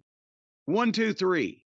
And the Bucks roll out and they pitch a tantrum and they throw things at ringside, whatever it was that they were strong enough to pick up. And they're petulant children, but we already know that. It's not necessarily a good persona to present a wrestler having on television, whether he's a babyface or a heel, but we know that's what they are in real life. It's going to be very interesting, and I apologize for the noise in the back. It's going to be very interesting because, like I said, the Young Bucks are not what they were a few years ago. The fans aren't where they were a few years ago. And they're going to try to do something here, and it may not take. It'll be interesting. Well, if maybe they could start doing this, the old deal where they stand up and turn their back on the fucking heel. Maybe if the Bucks came out, if everybody in the arena, all 1,742 of them, were to just stand up and turn their backs, that would be a great atmosphere for them to wrestle in. Well, they've kind of done that. Instead of standing and showing their backs, they've dressed as chairs for most of these shows. And some people are coming as remote controls. Well, now, Brian, I guess it's time for the final part of this thing. The last part. Or to quote my friend Keith Mitchell, the match we've all been waiting for, the last one. So we talked about it earlier, but let's just recap. The main event for the world title in AEW, scheduled to be MJF defending against Jay White. MJF injured earlier in the night, taken to the hospital, bad leg. Adam Cole has said, it's okay. Tony said it was all right. I'll defend the title for him. So we have got the situation where Adam Cole was injured. While he and MJF were the tag team champions, MJF is allowed to defend the titles by himself, and he had just picked another partner to defend the title with. But at least he still had it. But now, in the past, when the champion got hurt, there was no forfeit. There was a contenders match for the interim title in AEW, but now they're saying MJF has to forfeit the AEW title because he's hurt and not medically cleared to wrestle. But Adam Cole, who is not only not medically cleared to wrestle to defend the tag team title he already has, but is also just had surgery and is on crutches and in a cast, is okayed to defend the heavyweight championship that he has never held in the first place in place of the champion who's hurt. Did I do that right? Just about, yeah. Okay. So Adam Cole, they do entrances. They do in-ring introductions like it's a real match. Adam is obviously, this is not like the old Dusty or even Cody Rhodes. He's got a broken forearm. He's going to put a cast on it and fight through the pain. It's a motherfucker that cannot step on one foot. He's literally on crutches and a one-legged man. And as we mentioned before, he looks 50 years old with his straggly top-knotted hair and the beard. And they were taking forever with this thing like it was going to happen. And people are sitting there like, okay, we expected something else besides this. And then the ambulance pulls into the back of the arena. And MJF is driving it. And he pulls to a stop and finally figures out how to open the door from the inside. I'm not sure what was going on there. And got out with one leg wrapped up and limped into the arena where his music played.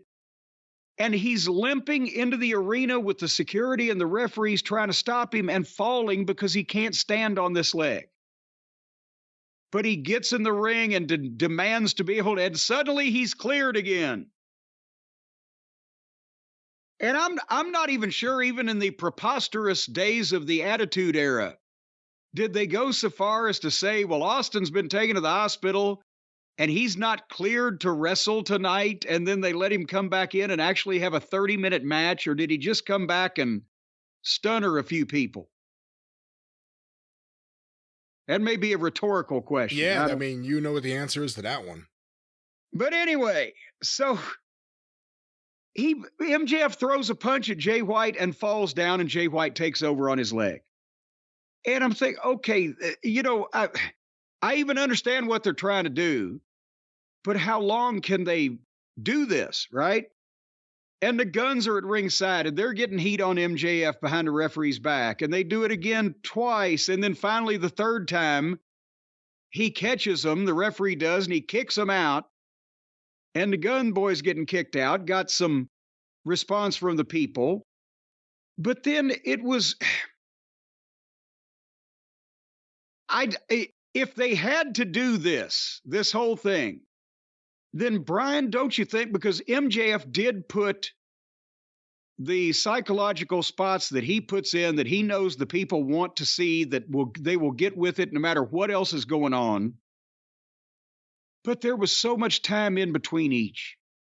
And we were expected to believe that this debilitating injury that he had suffered it was still hampering him throughout this whole thing, but they went 30 minutes bell to bell.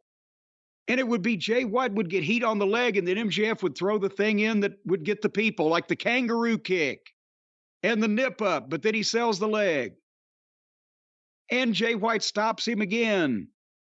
And more heat. And then MJF takes him out on the floor, and he's selling the leg the whole time in some degree.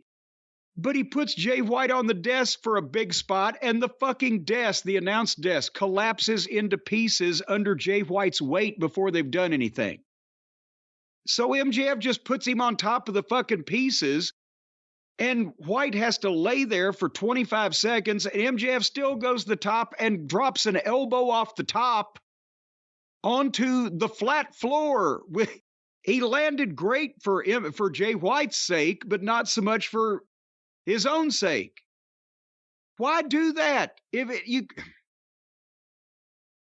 He shouldn't be risking again his career for something that nobody's going to remember. 100,000 people are going to buy this or whatever the fuck. Good God. And a lot of people have tweeted at me because I, commented at Dax's face. Well, you jumped off a scaffold on the biggest show of all time in a bump that we're still talking about after 40 fucking years. And I was a manager who didn't need to be doing drop kicks and leapfrogs, right? I don't know and this was way more dangerous than it.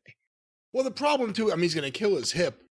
But yes. once the table went down, I know you probably have a spot in mind, as the gardener does right behind me right now. You probably have chainsaws. Well, he doesn't have a chainsaw right now. He's driving around on some kind of blowing machine.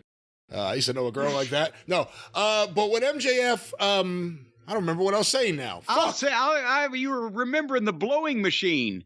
The point is he's killing his hip, but if you got a spot like that in mind and something goes awry, modify. That's what I was trying to say before the blowing machine. Yes.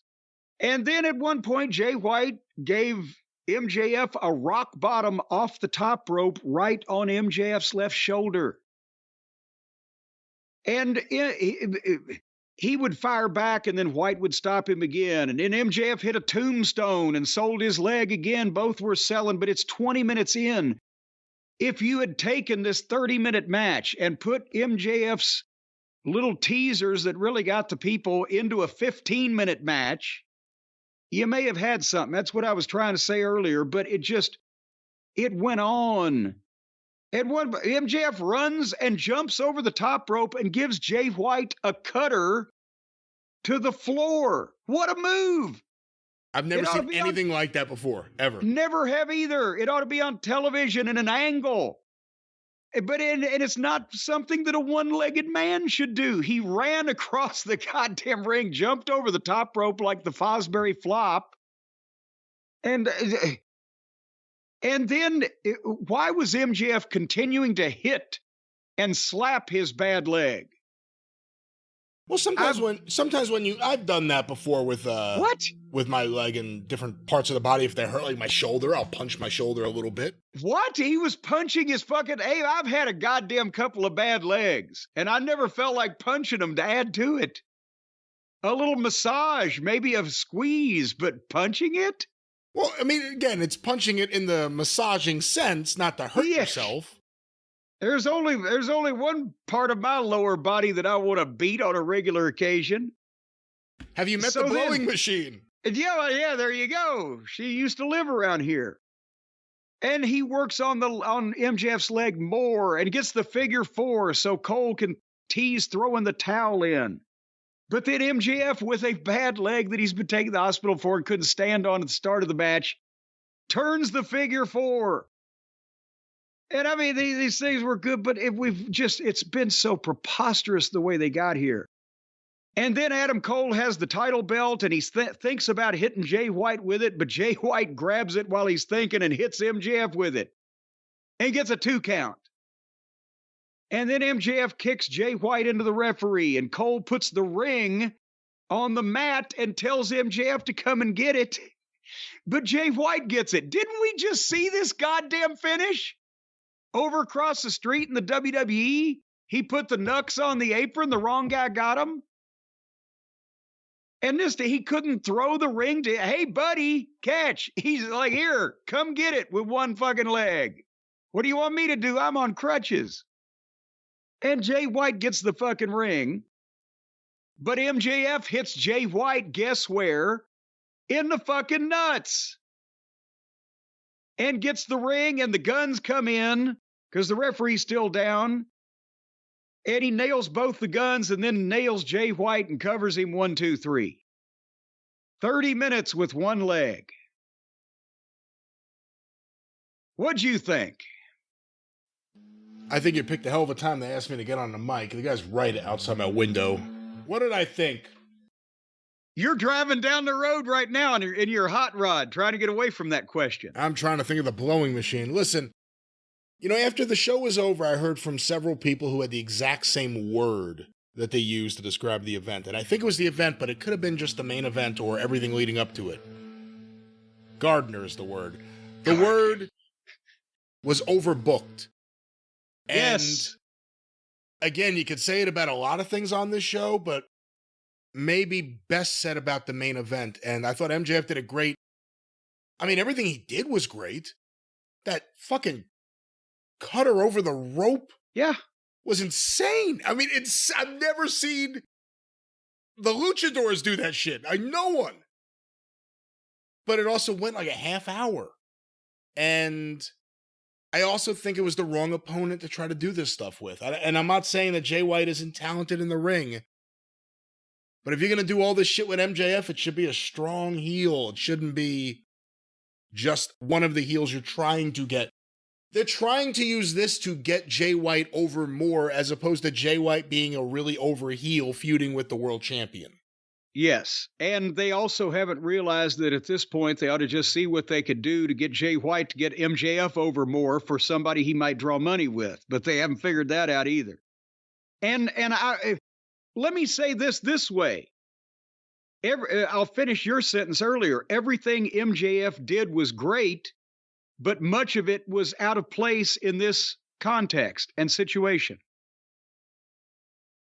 What about that? I think that's a really good way of putting it. And again, some of the elements were almost Dynamite-esque in terms of like doing the ambulance angle and him coming back. Couldn't open the door, but he figured out how to get the sirens on. I feel like I wouldn't know how to do that. That'd be the first thing I would try to do, and I would mess that up. That's very like Monday Night War-esque. And then it was the 30-minute match.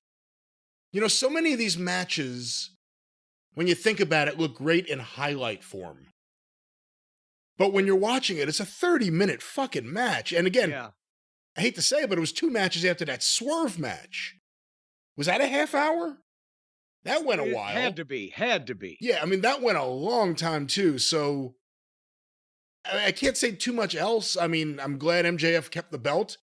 They didn't really do anything with the devil character thing here. No fake rooms or windows here.